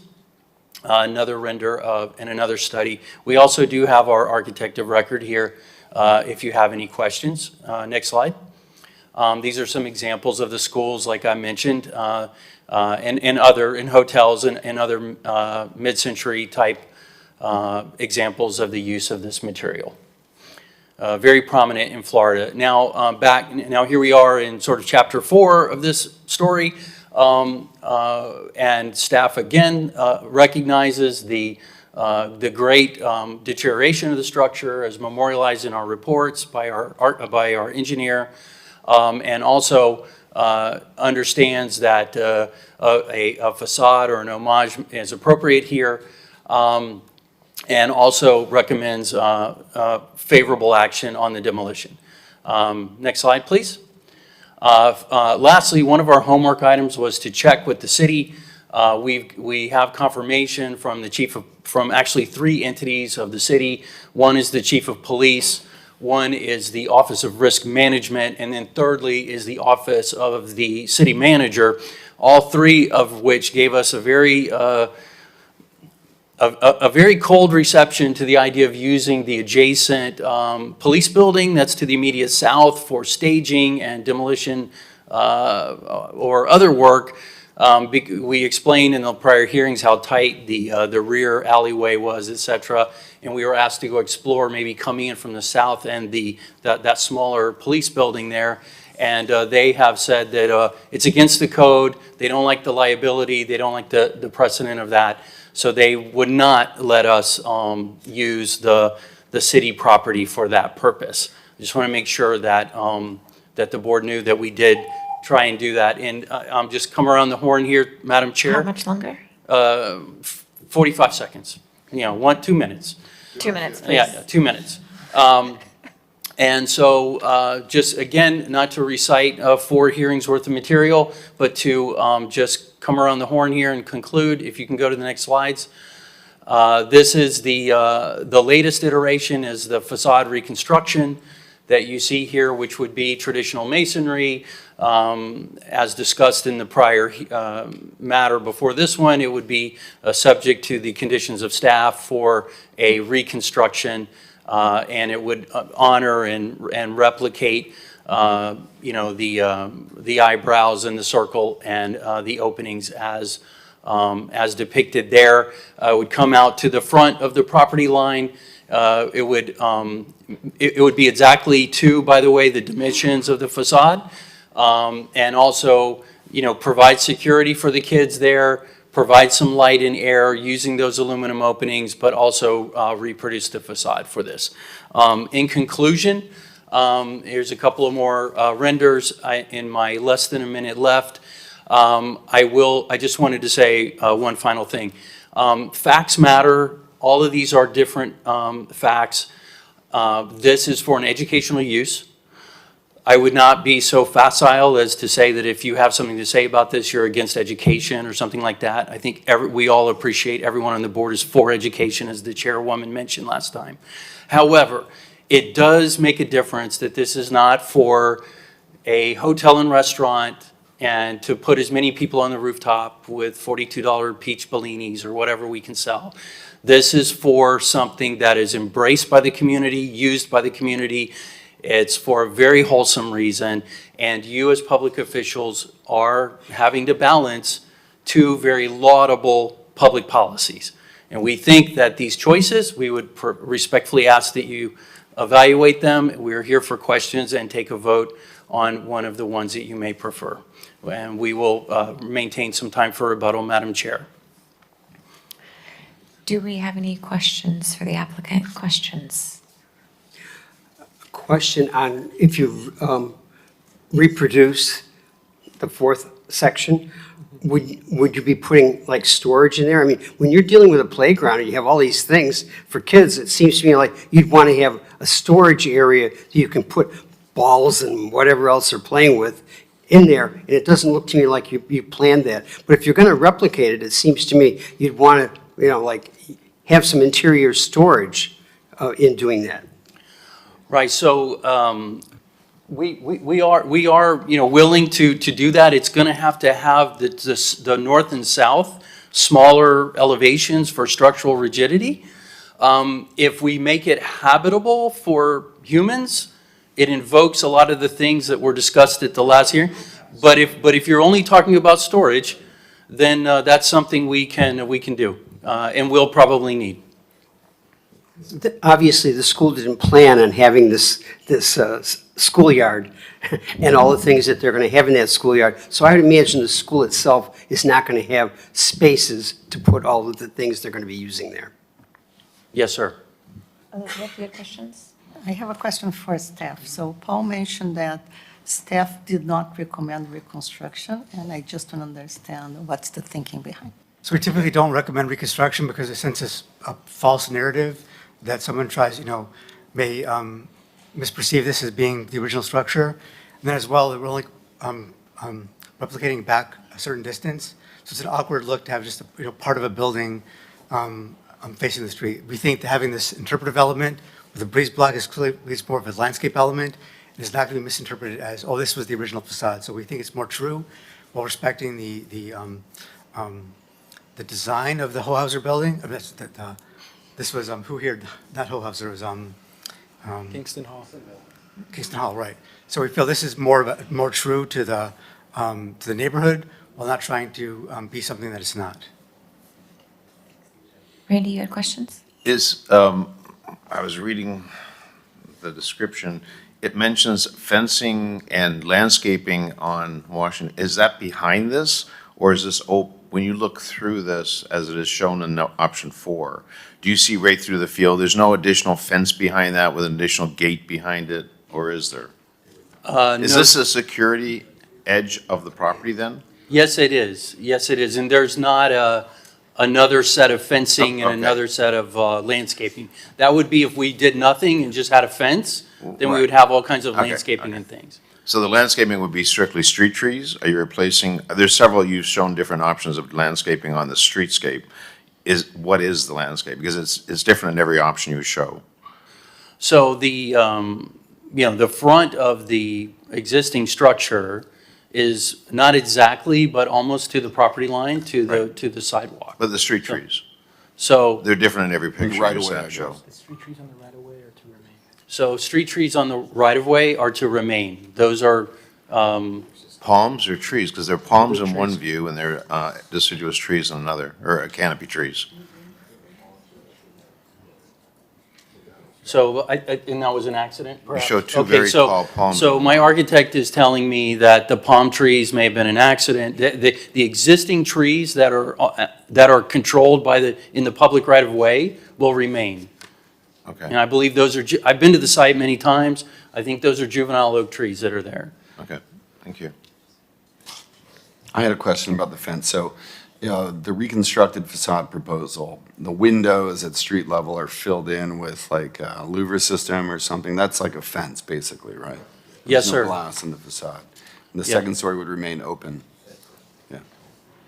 Any other questions for the I do applicant? have a question. If you reconstruct, it's at the same precise location that the existing building is at, correct? Yes, yes, absolutely. The exact height and everything. Questions? Yeah. Michael, I'm not calling you up, but I'm interested in you reiterating why this building couldn't be demolished from the rear alley? So we spent at the last hearing quite a bit of time on that issue, and I do have the slides available, but just to recap it or summarize in response to your question quickly, there are a lot of problems with that rear alley that we have direct and immediate personal experience with, having worked on the construction of the school that's almost finished to the immediate north.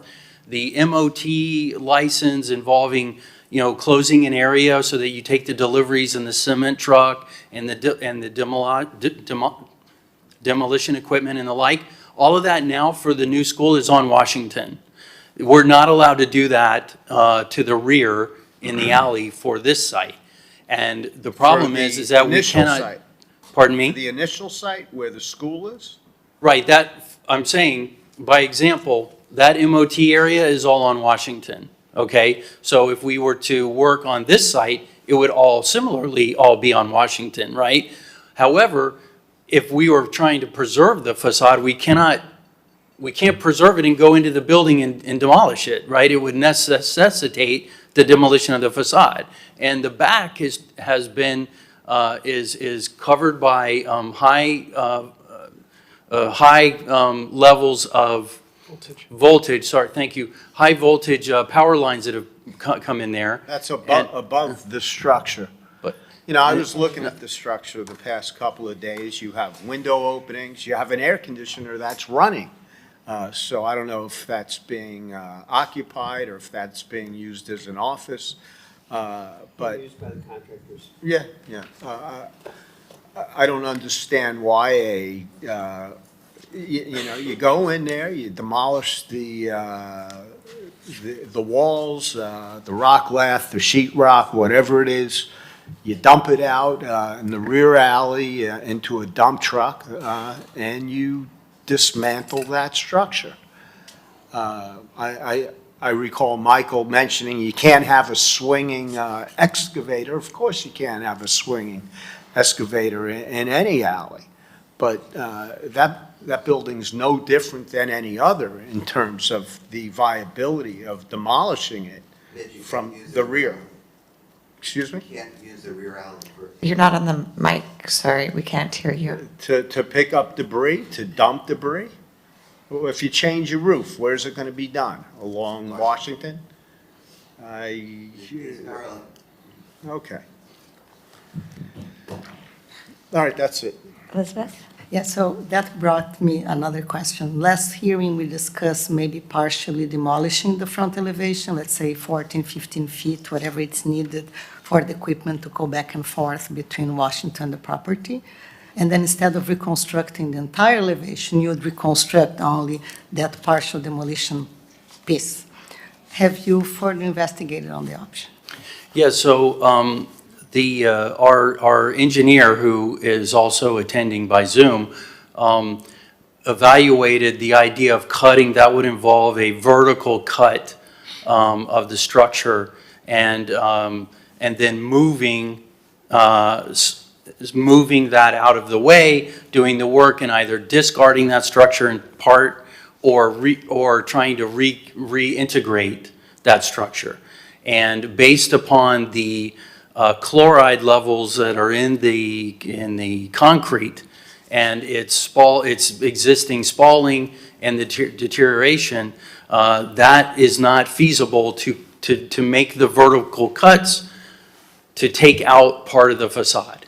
And we have that in our materials also, where he looked at he drew red lines about where potential vertical cuts were possible. Any other questions for the applicant? No?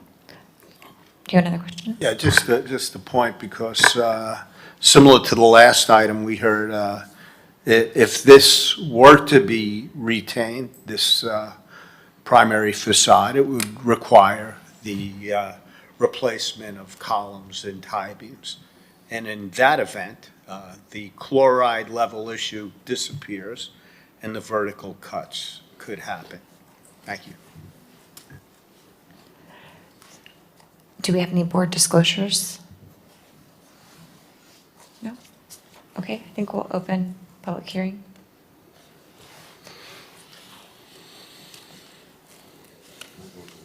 Thank you. I'm sorry. There's nobody online with their hand raised? Yeah, there is no one? No. All right. Oh, wait, sorry, there's one. Oh, sorry. Now we have one person. All right, we have someone in chambers, so we'll ask public to speak.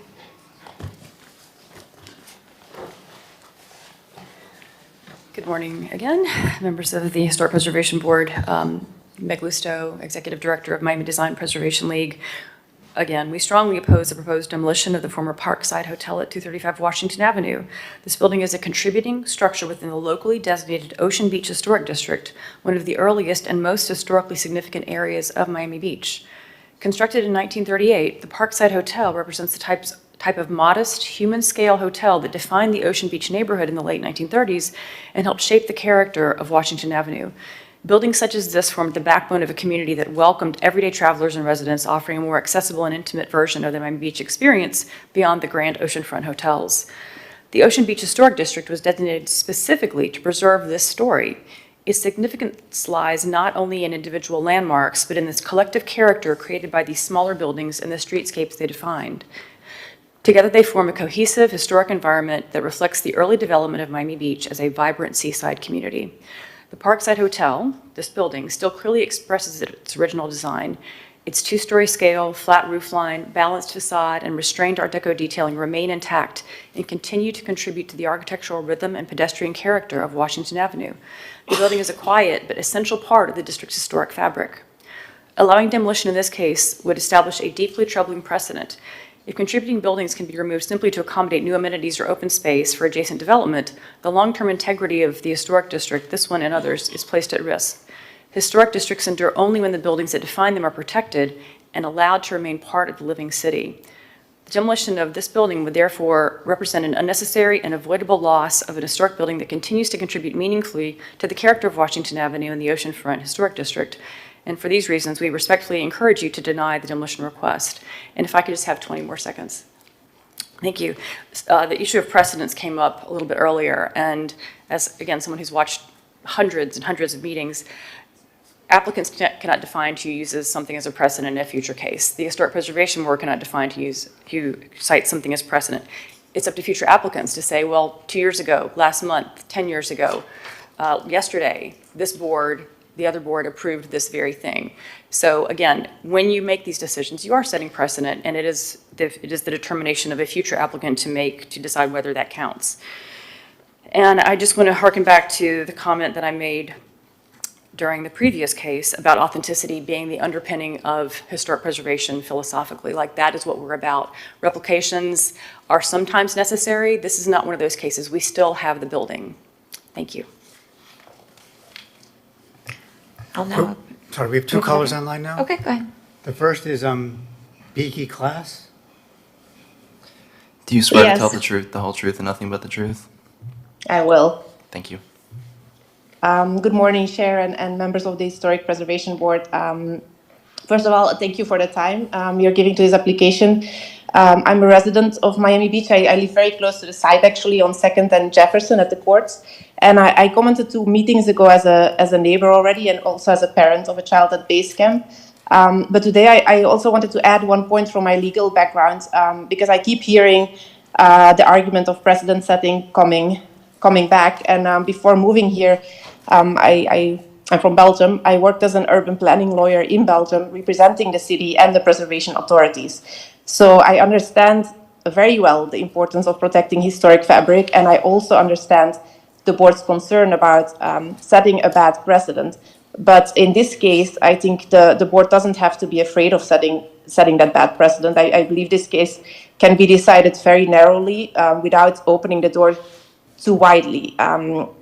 I think someone has said before, or I heard before, that this is not a commercial developer trying to maximize value. This is a not-for-profit school with founders that care really deeply about this community and about the families living here. There's a clear educational need in the community, and the school needs outdoor space and a sports field for the children to be a real school and to serve the community properly. There is no private commercial upside in the way there would be with a typical development.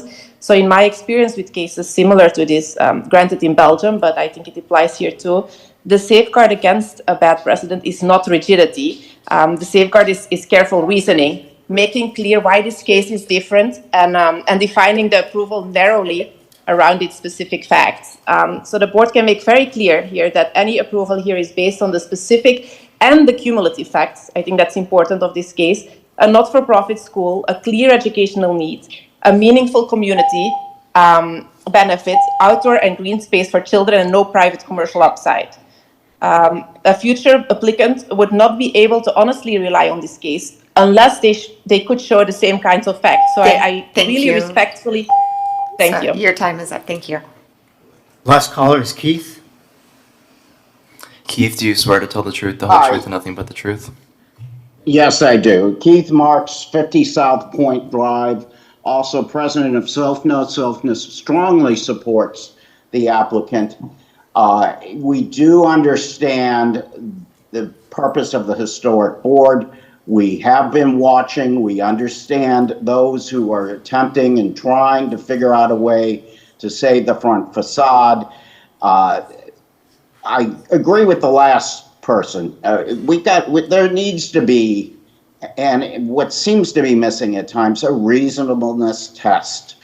Good for the community versus saving a historic building, supposedly historic building, that was last a youth hostel in horrible condition that needs to be torn down.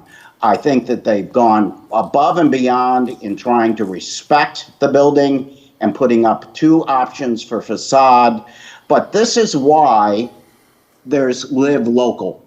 If you start playing games and taking people who are trying to do good, building education, having a playground, and making unreasonable demands of demolition of a building that will disintegrate when they get to that front facade, that's why Live Local passed. Please use reason and logic and allow exceptions while still supporting those buildings that do add value and can be saved. Thank you. That concludes the online callers. So I understand we have a question from the board. Haskell? Mr. Savage, can we get your engineer on the line? Yes. What's his name? His name is Yusuf Hakim.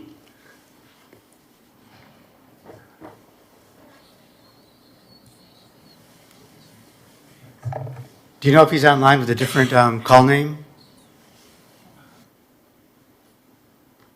Or if he We're can gonna- raise we're his gonna hand if text he's him. online?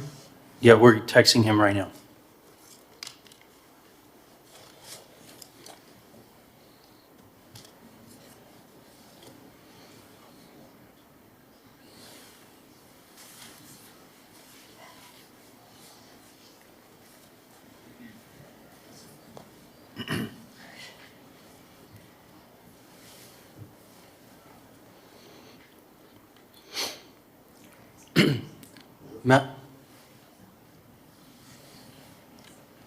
Madam Chair, while we're finding our engineer, maybe I could use my time wisely just a little bit and for just to respond to a couple of comments. If you have rebuttal, go ahead. Yeah, sure. Firstly, I want to say that unlike the prior applicant, we have the full-throated support of the South of Fifth Neighborhood Association, who wrote a letter in our record and who just called in through their president. So we do have broad community support, as you heard. Secondly, a lot has been discussed about the precedent. I was trained originally as an appellate attorney, and all we did is cite prior cases and precedent. And that is a very narrow and technical thing to do, and I rarely hear it used in this forum. And as the caller explained, every precedent is limited to the facts and circumstances presented in that application. So I think that it would be extremely rare for a fact pattern like this one to reemerge exactly, involving a educational use like this. Having said that, let me check on the whereabouts of our engineer. Okay. I see him online now. Okay, great. Yusuf, can you raise your hand?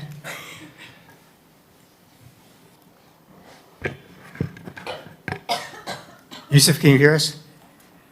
Are you there? Yusuf, you're muted. Can you unmute yourself?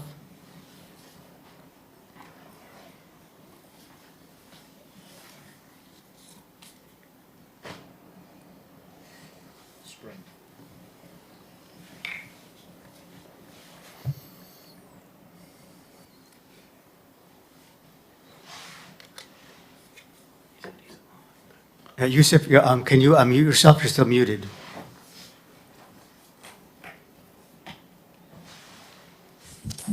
Okay, I'm good. There you go. We hear you now. Yusuf, do you swear to tell the truth, the whole truth, and nothing but the truth?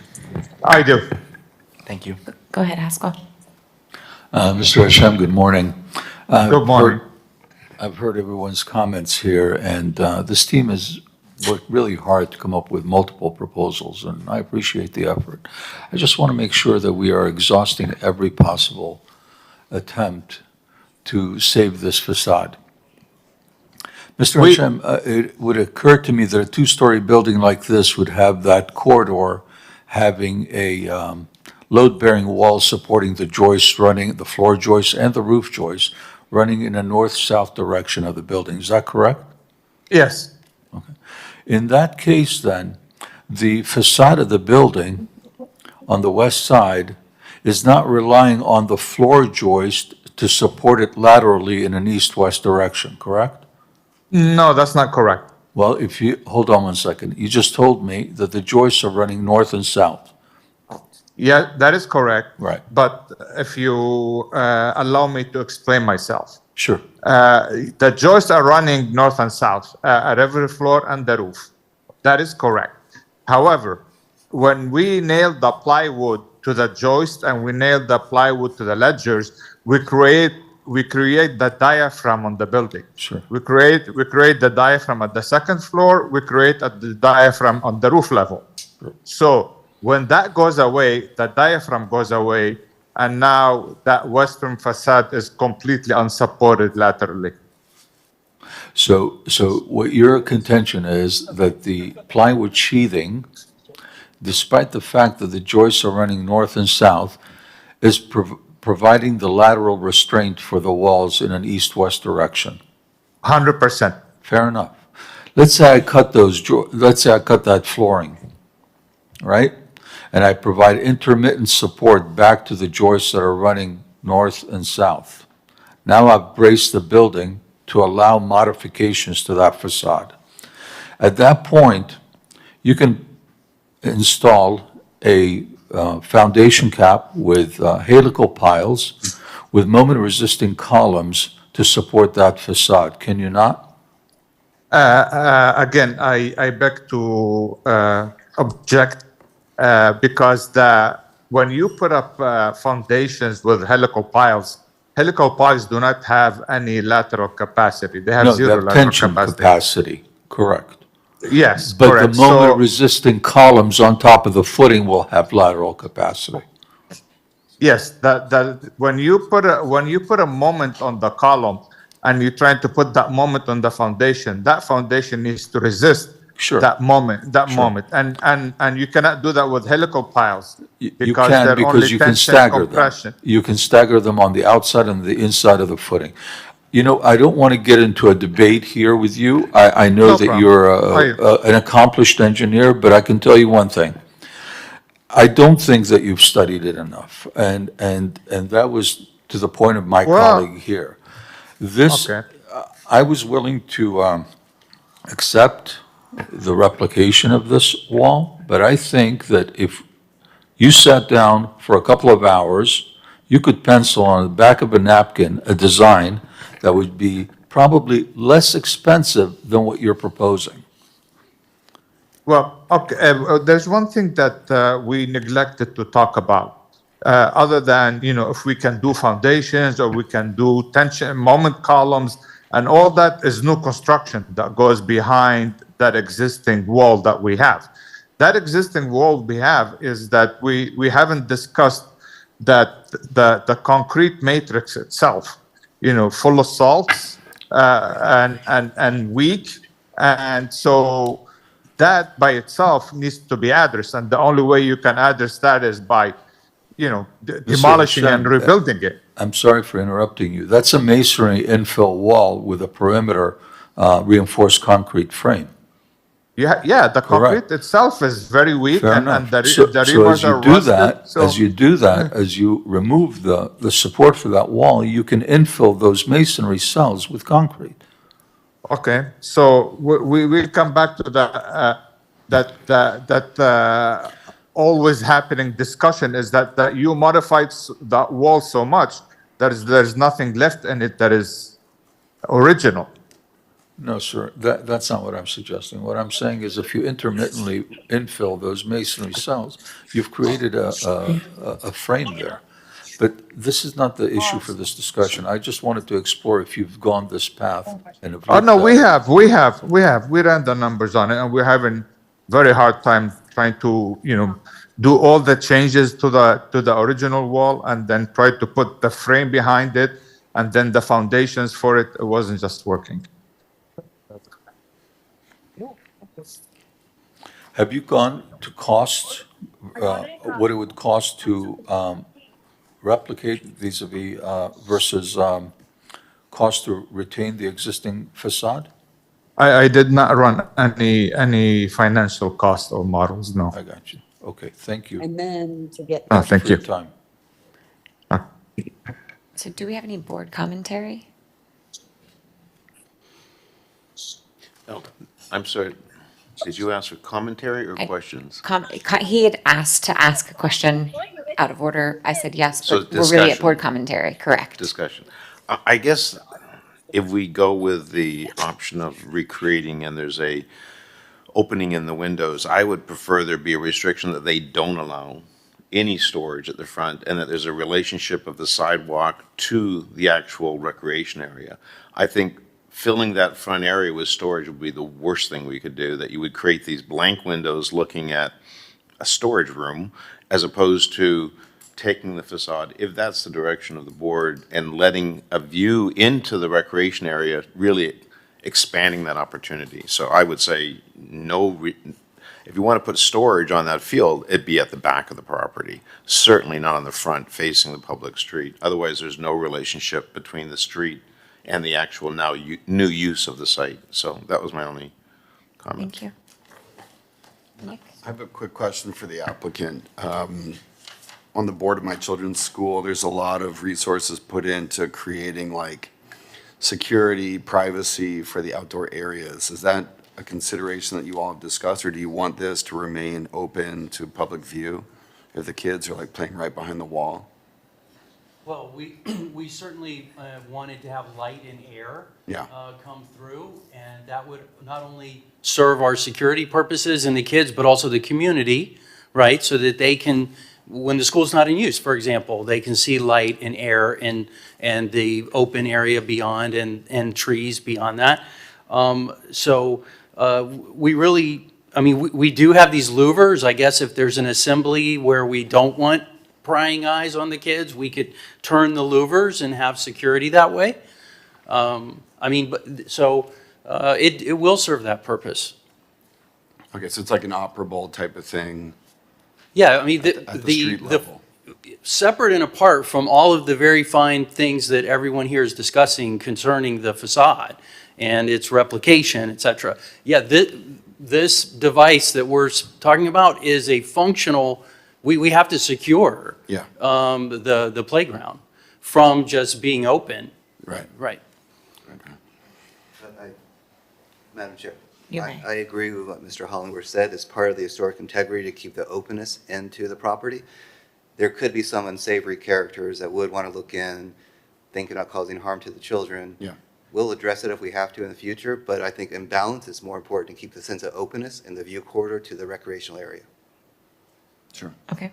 And on the comment of louvers closing, to me, that would just look like a boarded up retail store, so I would be opposed to that as well. So, I think the louvers are also inconsistent with the building. I think a grid of openings would be better than that, but that's just sort of the louvers just seem totally alien to the building's character as opposed to something that's more grid-like, but that's just an opinion.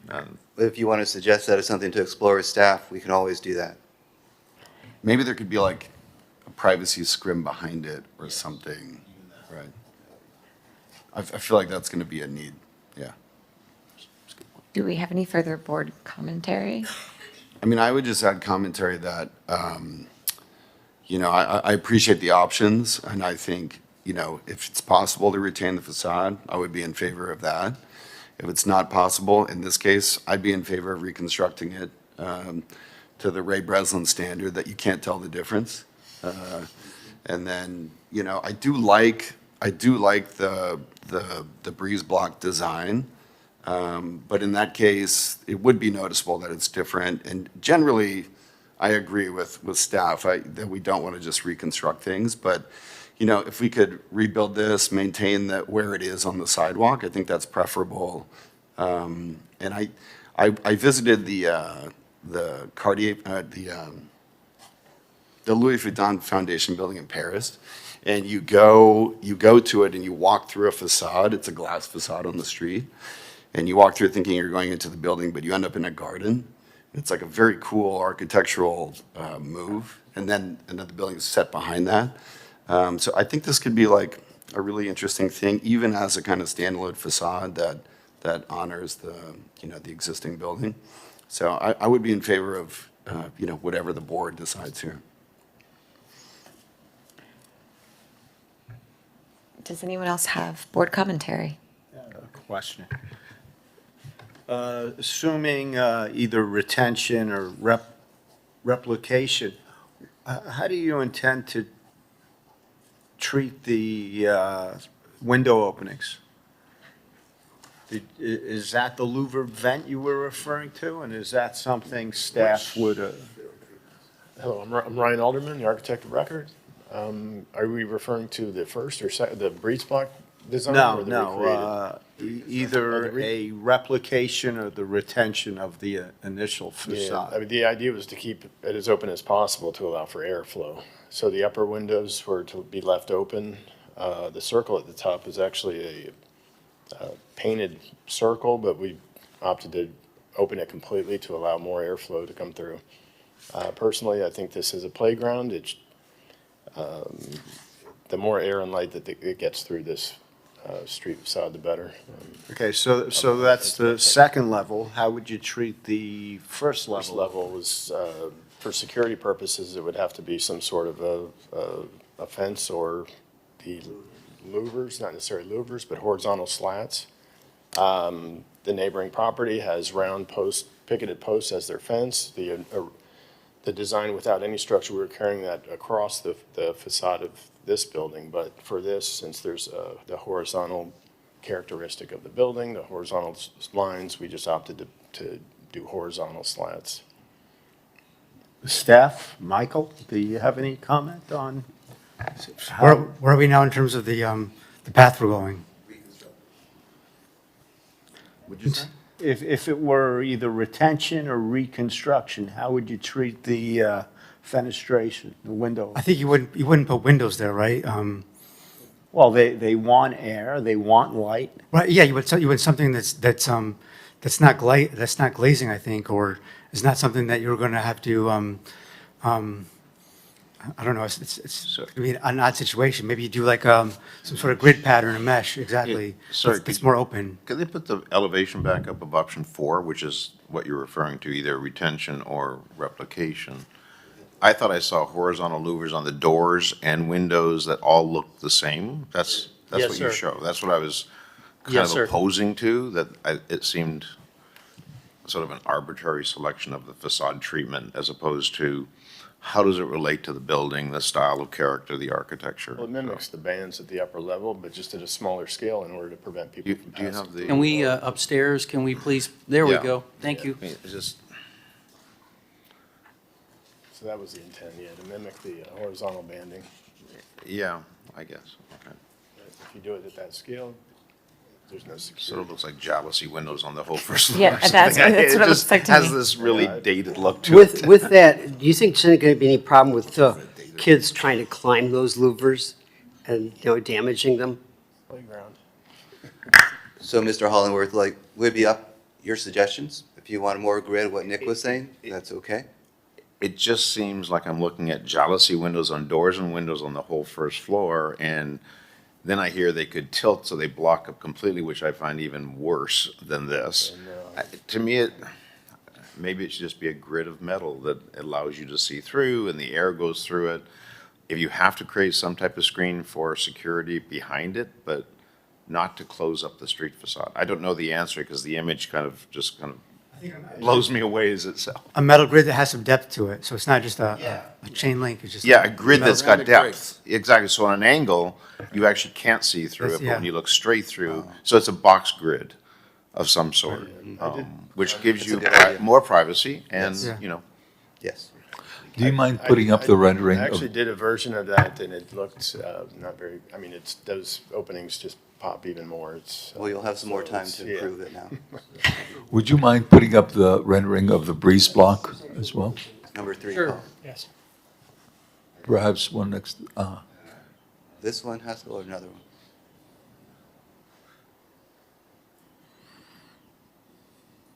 you had one more I'm sorry, rendering it just feels like previously with the. that's a building that's been bombed. Is that We would- we no, now that- have built would a that be the bomb breeze building. block option? That is big. Is I that feel what you're? depressed when I see that. I don't know why. Borderline between Mexico and the United States, trying to figure everybody out. All right, we will reconstruct. This would be the breeze block rendering? Yes, sir. Correct. It's too small. If it was bigger, but Understood. We're happy to reconstruct. Do we have any further commentary? And if not, do we have a motion?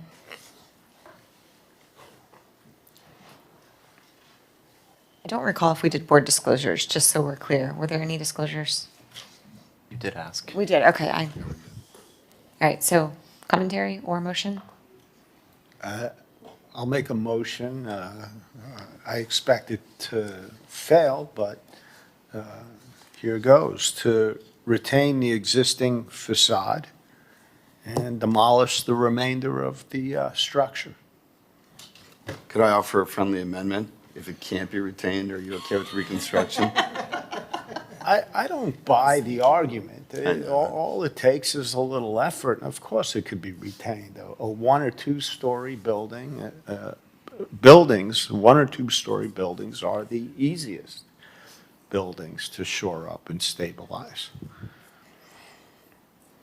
And what if it fails? What happens? Well, there's always the oops factor. That could be deliberate. That's another issue in itself. You know, should the board, in this case, require a performance bond? You know, I believe in good faith and goodwill. But that's, you know, maybe call me a purist, but as staff alluded to earlier, when you reconstruct, you create a false narrative. We are the Historic Preservation Board. The building exists. And I think it's an opportunity for us to play our role as expected. I'll second the motion.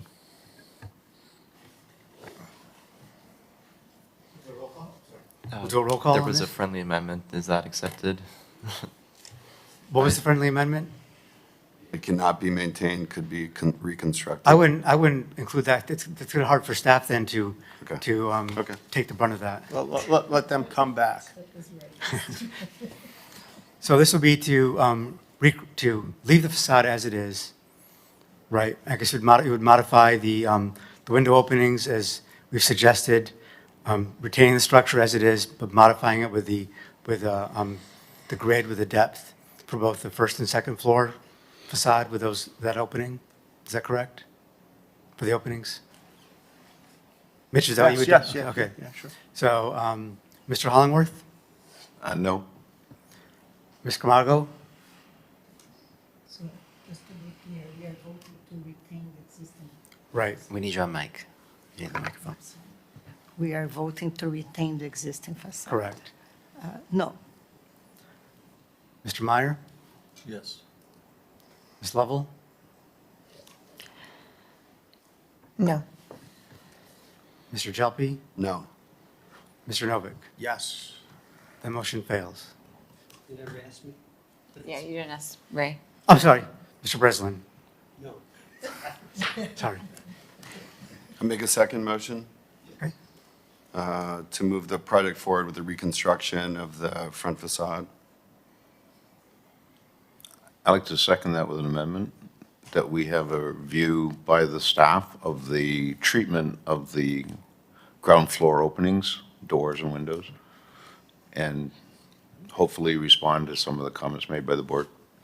What do you mean, view, Well, they would have to bring it back to show you alternatives Well, for they- the openings, as opposed to the louvers. oh, yes. I On think- option 4. Right, so I think we're saying right now, we're not approving the louvers as part of the reconstruction. And it sounds like we're going to go, from the direction here is the grid pattern for the openings, right? I think we should leave it a little flexible for Yeah, the school. Yeah. Okay. If I may, I think I'll restate the motion and the second with the friendly amendment is that approving the fourth option, the reconstruction with the treatment of the existing openings to not be the horizontal slats, louvers, however you're referring to them, and that will be addressed with staff. Does that Yes, that's fine, encompass it? that's, and yes. Yeah, I mean, there are many buildings of this period that actually had wrought iron on the front, and you just put the wrought iron on and just not have any windows, and that serves the same purpose. Stops. My only fear is that has a 1960s look of over-security that bars. we try to get rid of. We don't allow security bars on windows any longer. So, but we do have a motion and I believe a second on the table, so I think, Who was the second of the motion? Randy, okay, so I'll do a roll call then.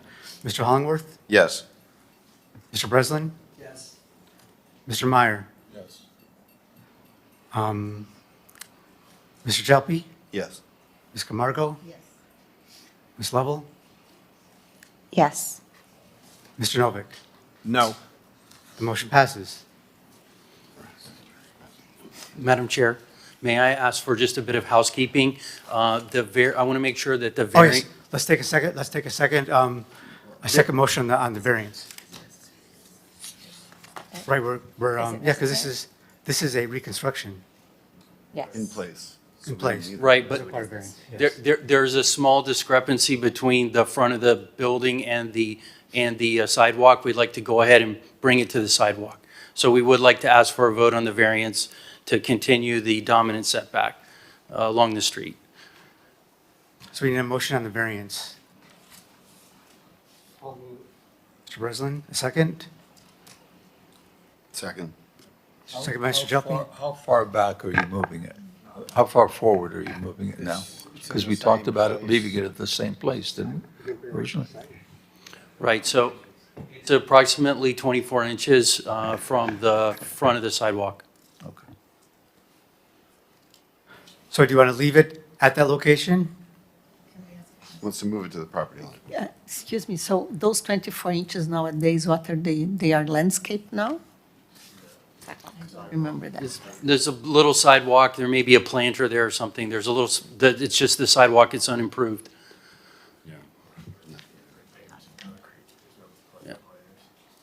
So the motion, Mr. President, is to allow them to move the reconstructed facade to the front property line. Yes. Second by Mr. Jelpi. All in favor? Aye. Any opposed? Mr. Novick opposed. Motion passes 6-1. Thank you for the 3.5 hearings. We appreciate you very much. Thank you so much.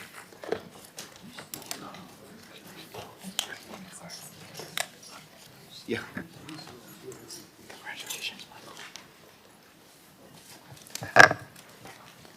So the last application should be relatively easy compared to the ones we just had. Much easier. Why did you have to put that in the air? We should have put them first, I know.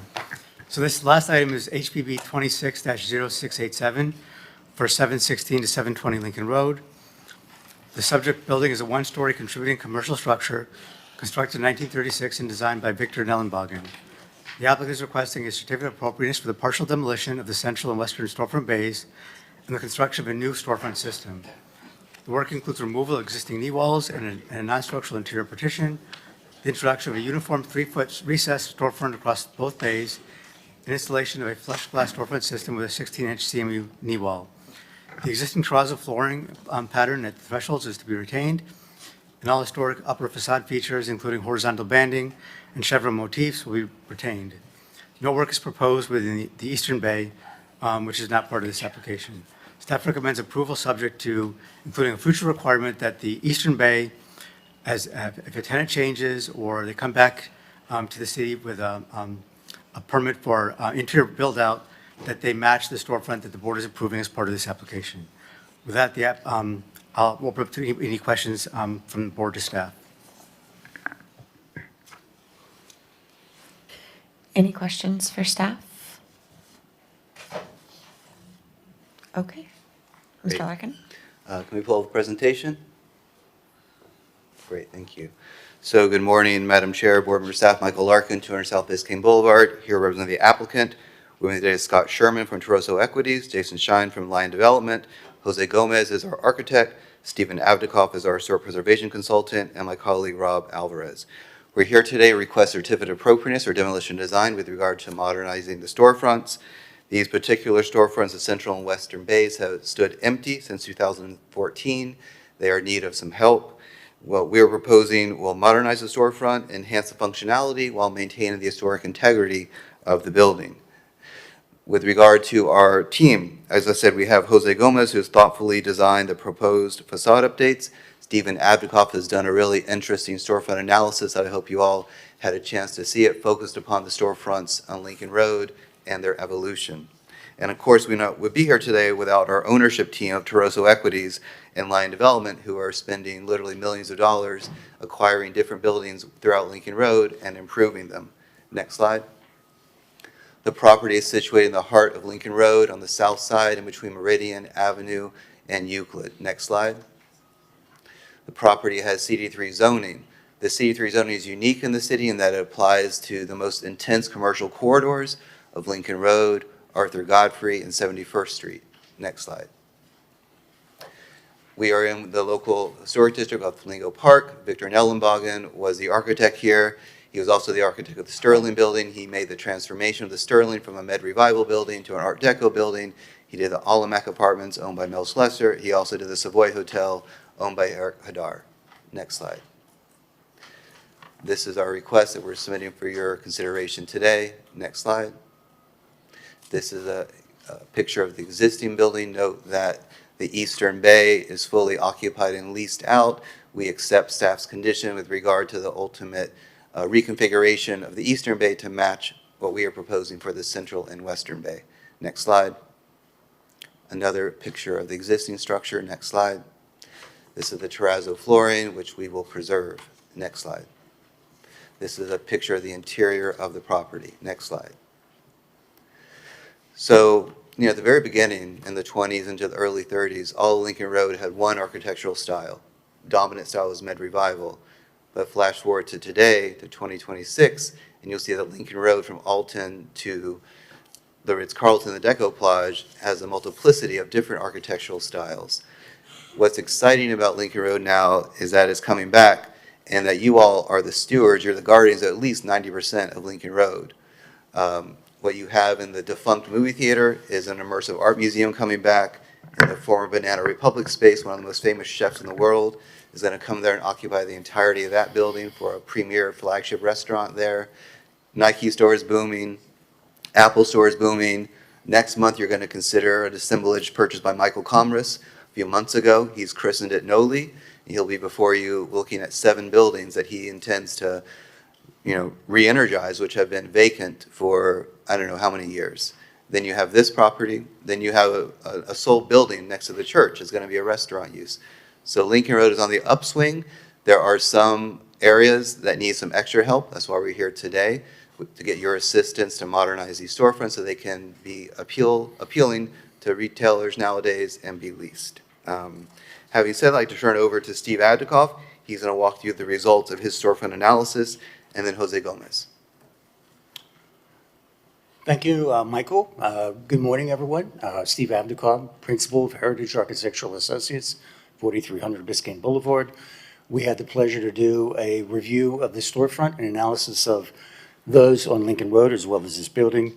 As a general rule, storefronts are reviewed separately from the upper part of the buildings as they've evolved. They tend to evolve more over time.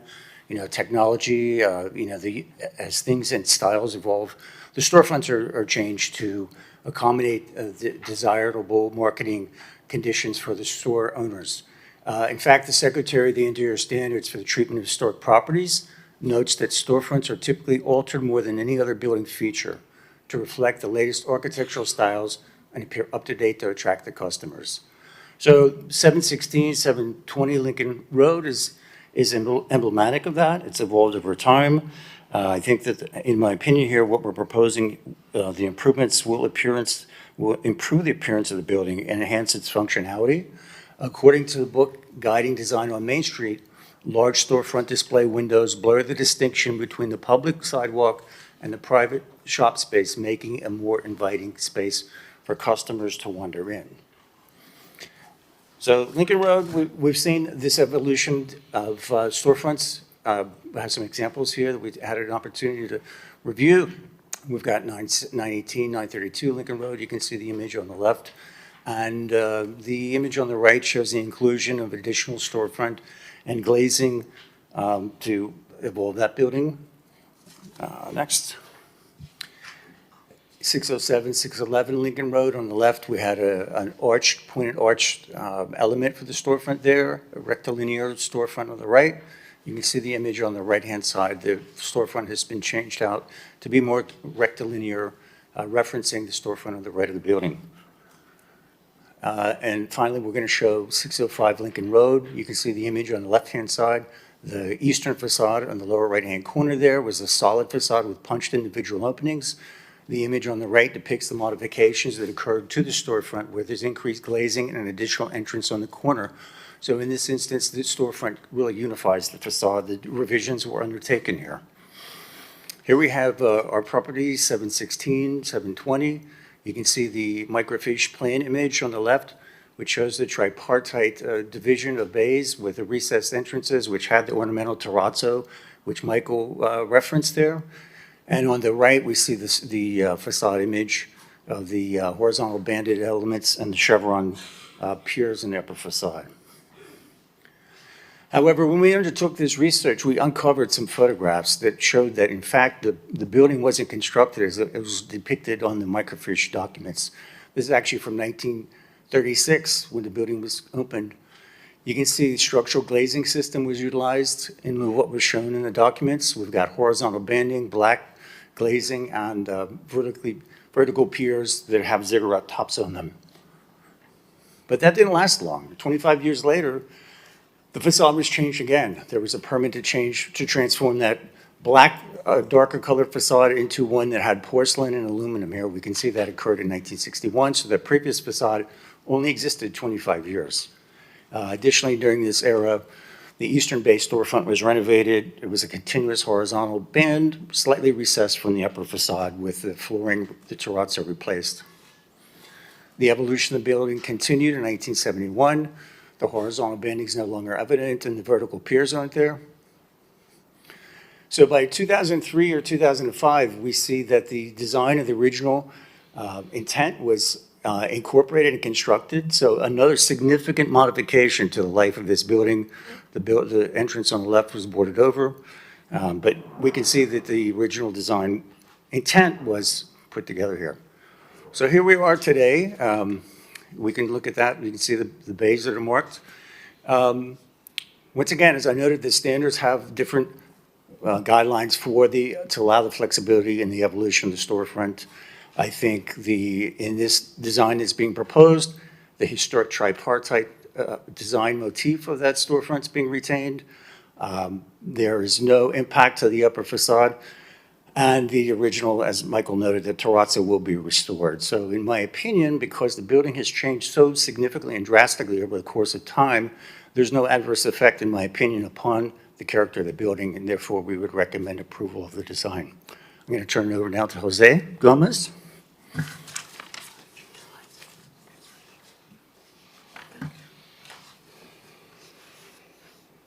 Hello, members of the board again.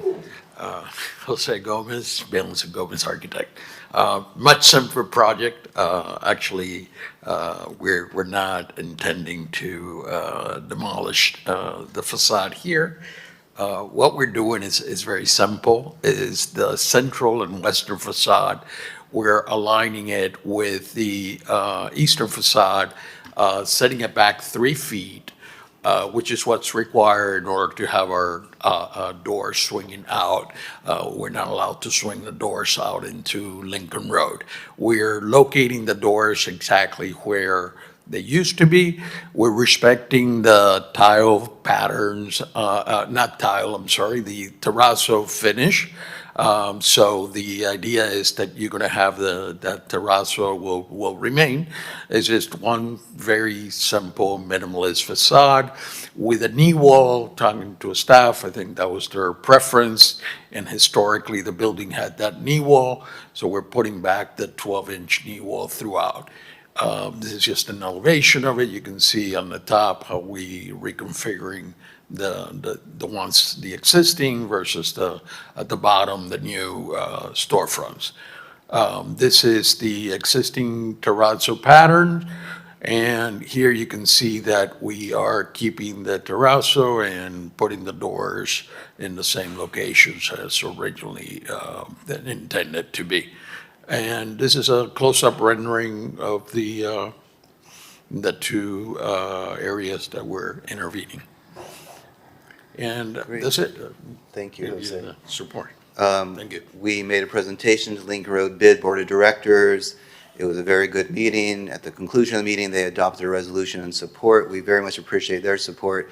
As much as you all are stewards of Lincoln Road sitting here, They are out in the trenches every day trying to improve Lincoln Road, so it's a great organization, and we very much appreciate their support. Next slide. We also have the support of staff, as I mentioned earlier, and we accept all of staff's recommendations. So with that, I'm going to close and available for any questions, and would like to reserve some time for rebuttal if necessary. Does the board have any questions for the applicant? Randy?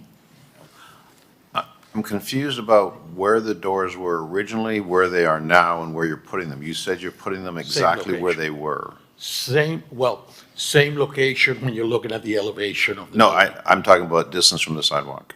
3 feet, they're moving forward.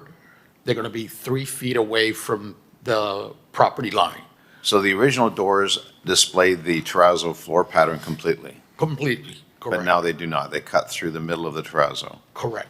But we're still keeping that terrazzo so I that. understand. And then you're taking the existing side wing kind of projections that are there now and moving them, which is the original, I think. We're moving them so Back. that they align with the facade on. But the original did have a side. jogging effect of the entire Correct. facade, It like had sort of a typical recess. historic. Right. Okay, thank you. So in effect, what you're doing is providing 2 less spaces for unhoused people to sleep.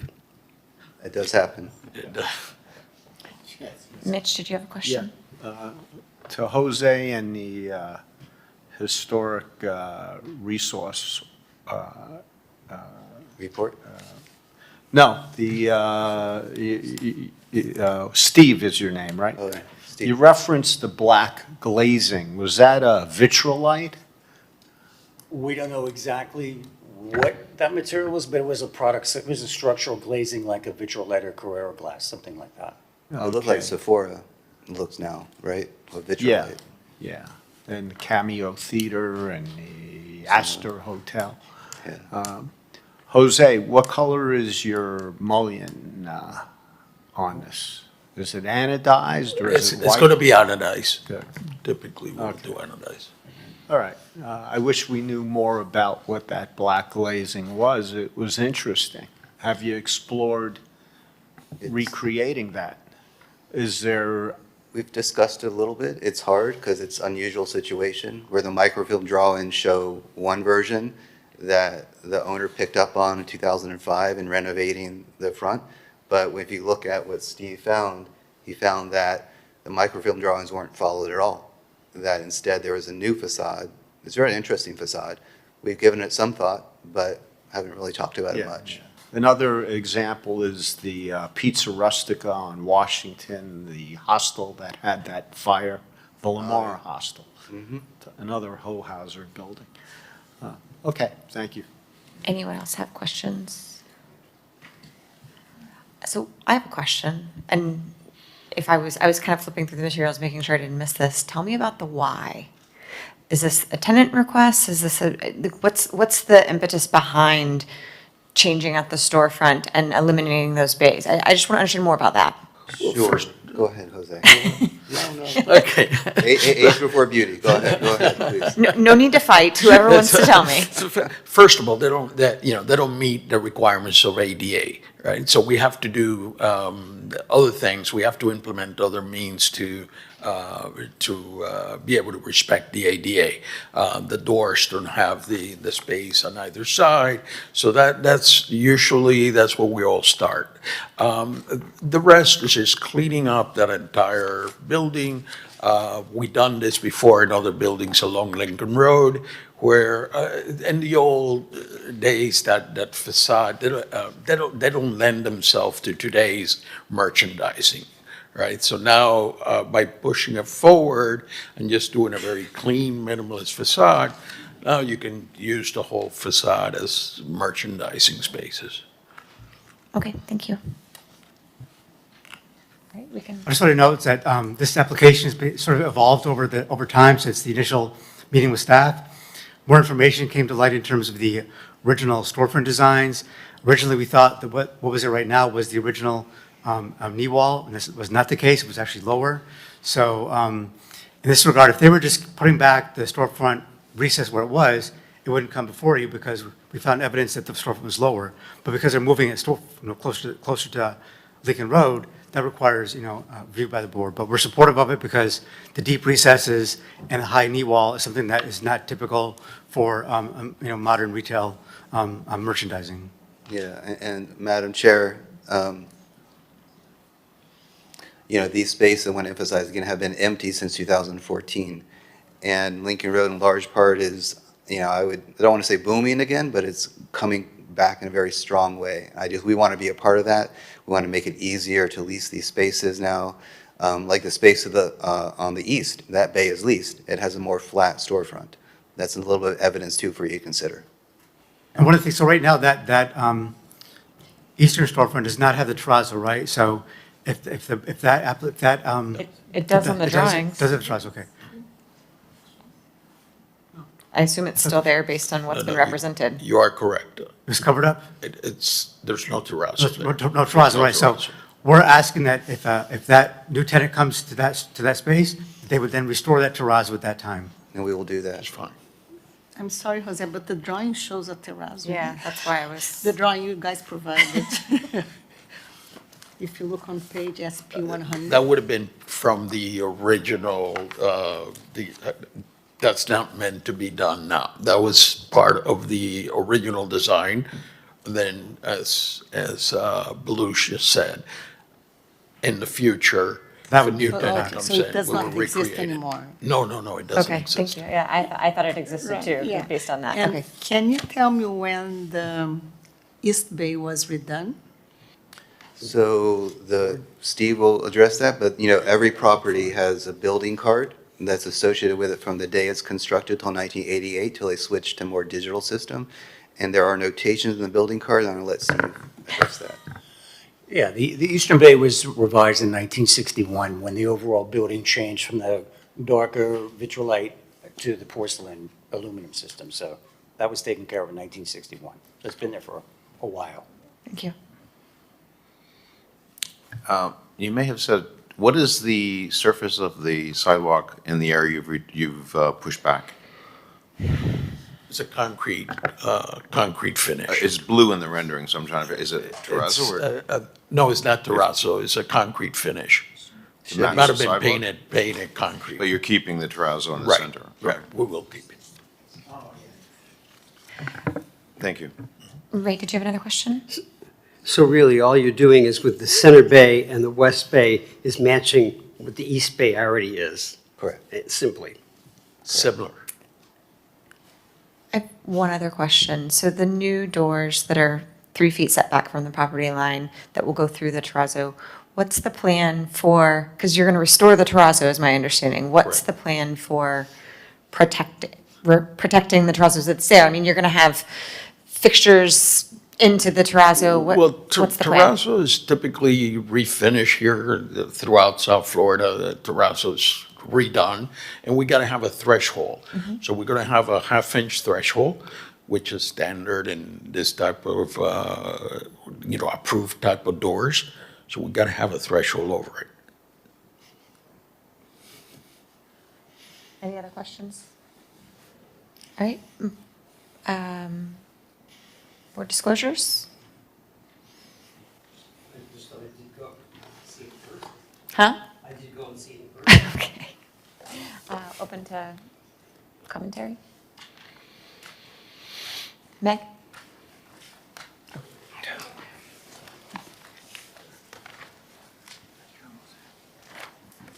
Still morning. Good morning again. Meg Lusto, Executive Director of Miami Design Preservation League.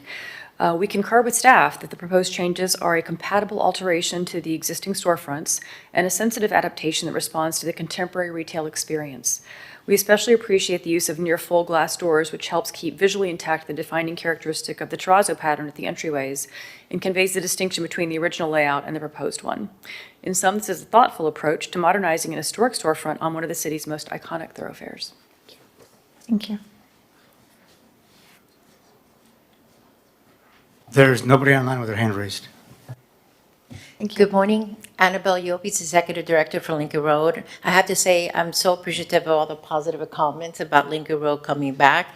And the truth is, we are coming back, and we're coming back stronger than ever. And so This enhancement to the storefront, I think, is warranted to where Lincoln Road is going and what tenants we need to attract. Now, having these beautiful windows, having more clarity is definitely going to be an asset for the landlord to attract the right tenants. So we're absolutely behind this project, and there's a lot going on. We have our capital improvement project happening hopefully soon on Euclid, Elval, and that itself is going to be enhanced and beautified and move forward into what Lincoln Road is becoming. So I thank the board for your time and consideration, and hopefully it's a go. Thank you. Any board commentary?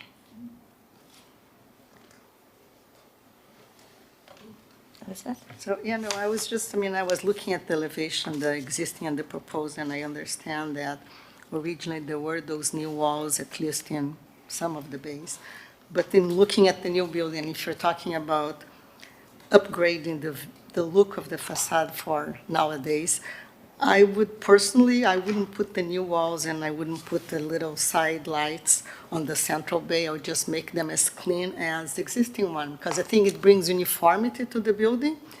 And I don't feel like reconstructing those little new walls as reference to the past is adding much to the building itself. And if you are agree with Steve on his presentation about the statement that he made that the storefronts are the most changed items in historic buildings, I would say, so why not change it to make it the best we can at this point? So I do know that in the past, the board has had a precedent with, even with new construction, having some sort of knee wall sort of reference what was typically in place for retail storefronts on especially Lincoln Road. So that's something that typically the board has included as a requirement for even new construction. So we felt in this case, of course, a high knee wall is something that's not conducive for retail, but having a knee wall, I think it's what, 12 inches, or is it 16 10 inches? inches. No, this one. 10 or 12. This is higher here. 16 inches.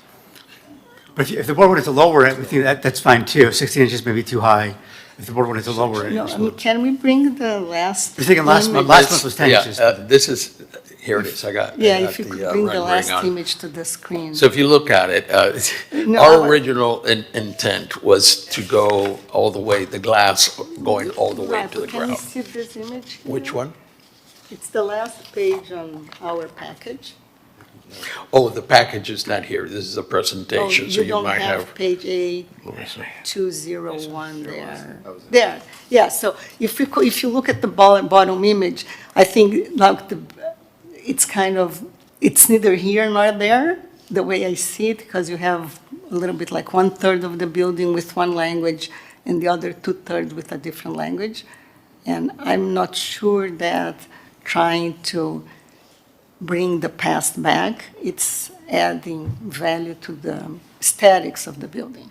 That's my personal opinion. We do think that, when the other storefront comes to staff for renovation, we will make them put back that knee wall to match. So in the end, it will have the uniform look. Okay, so there is a plan for the other one to be redone? Well, when it does come in eventually, it will come in Oh, eventually. okay, eventually. There's no plan right now. We don't want to make them do it right now, but Right. when that retailer changes, or they come in for an interior build-out, they would have to match what the board is approving today. We do think it's really important to keep those knee walls because it does sort of indicate that this is more of an historic structure versus a new building. Right, and even if the current tenant seeks some type of improvement permit, that'll trigger the need to change that storefront. Any other commentary? If not, does anyone have a motion for this item? Anyone? Should I take a stab at it? Although I can really appreciate the 1936 images, which essentially depict an entirely different upper facade. But I'll make a motion to approve this as per staff's conditions. Okay. I'll second that. All in favor? Aye. Aye. Any opposed? Motion passes 7-0. Thank you all so much for your time. Much Thank you. appreciated. Thanks.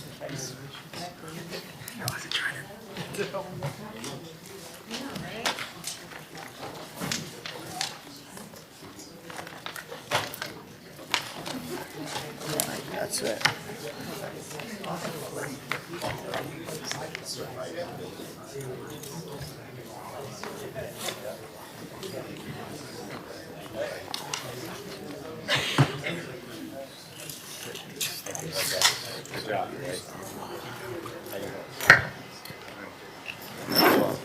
Is the meeting adjourned?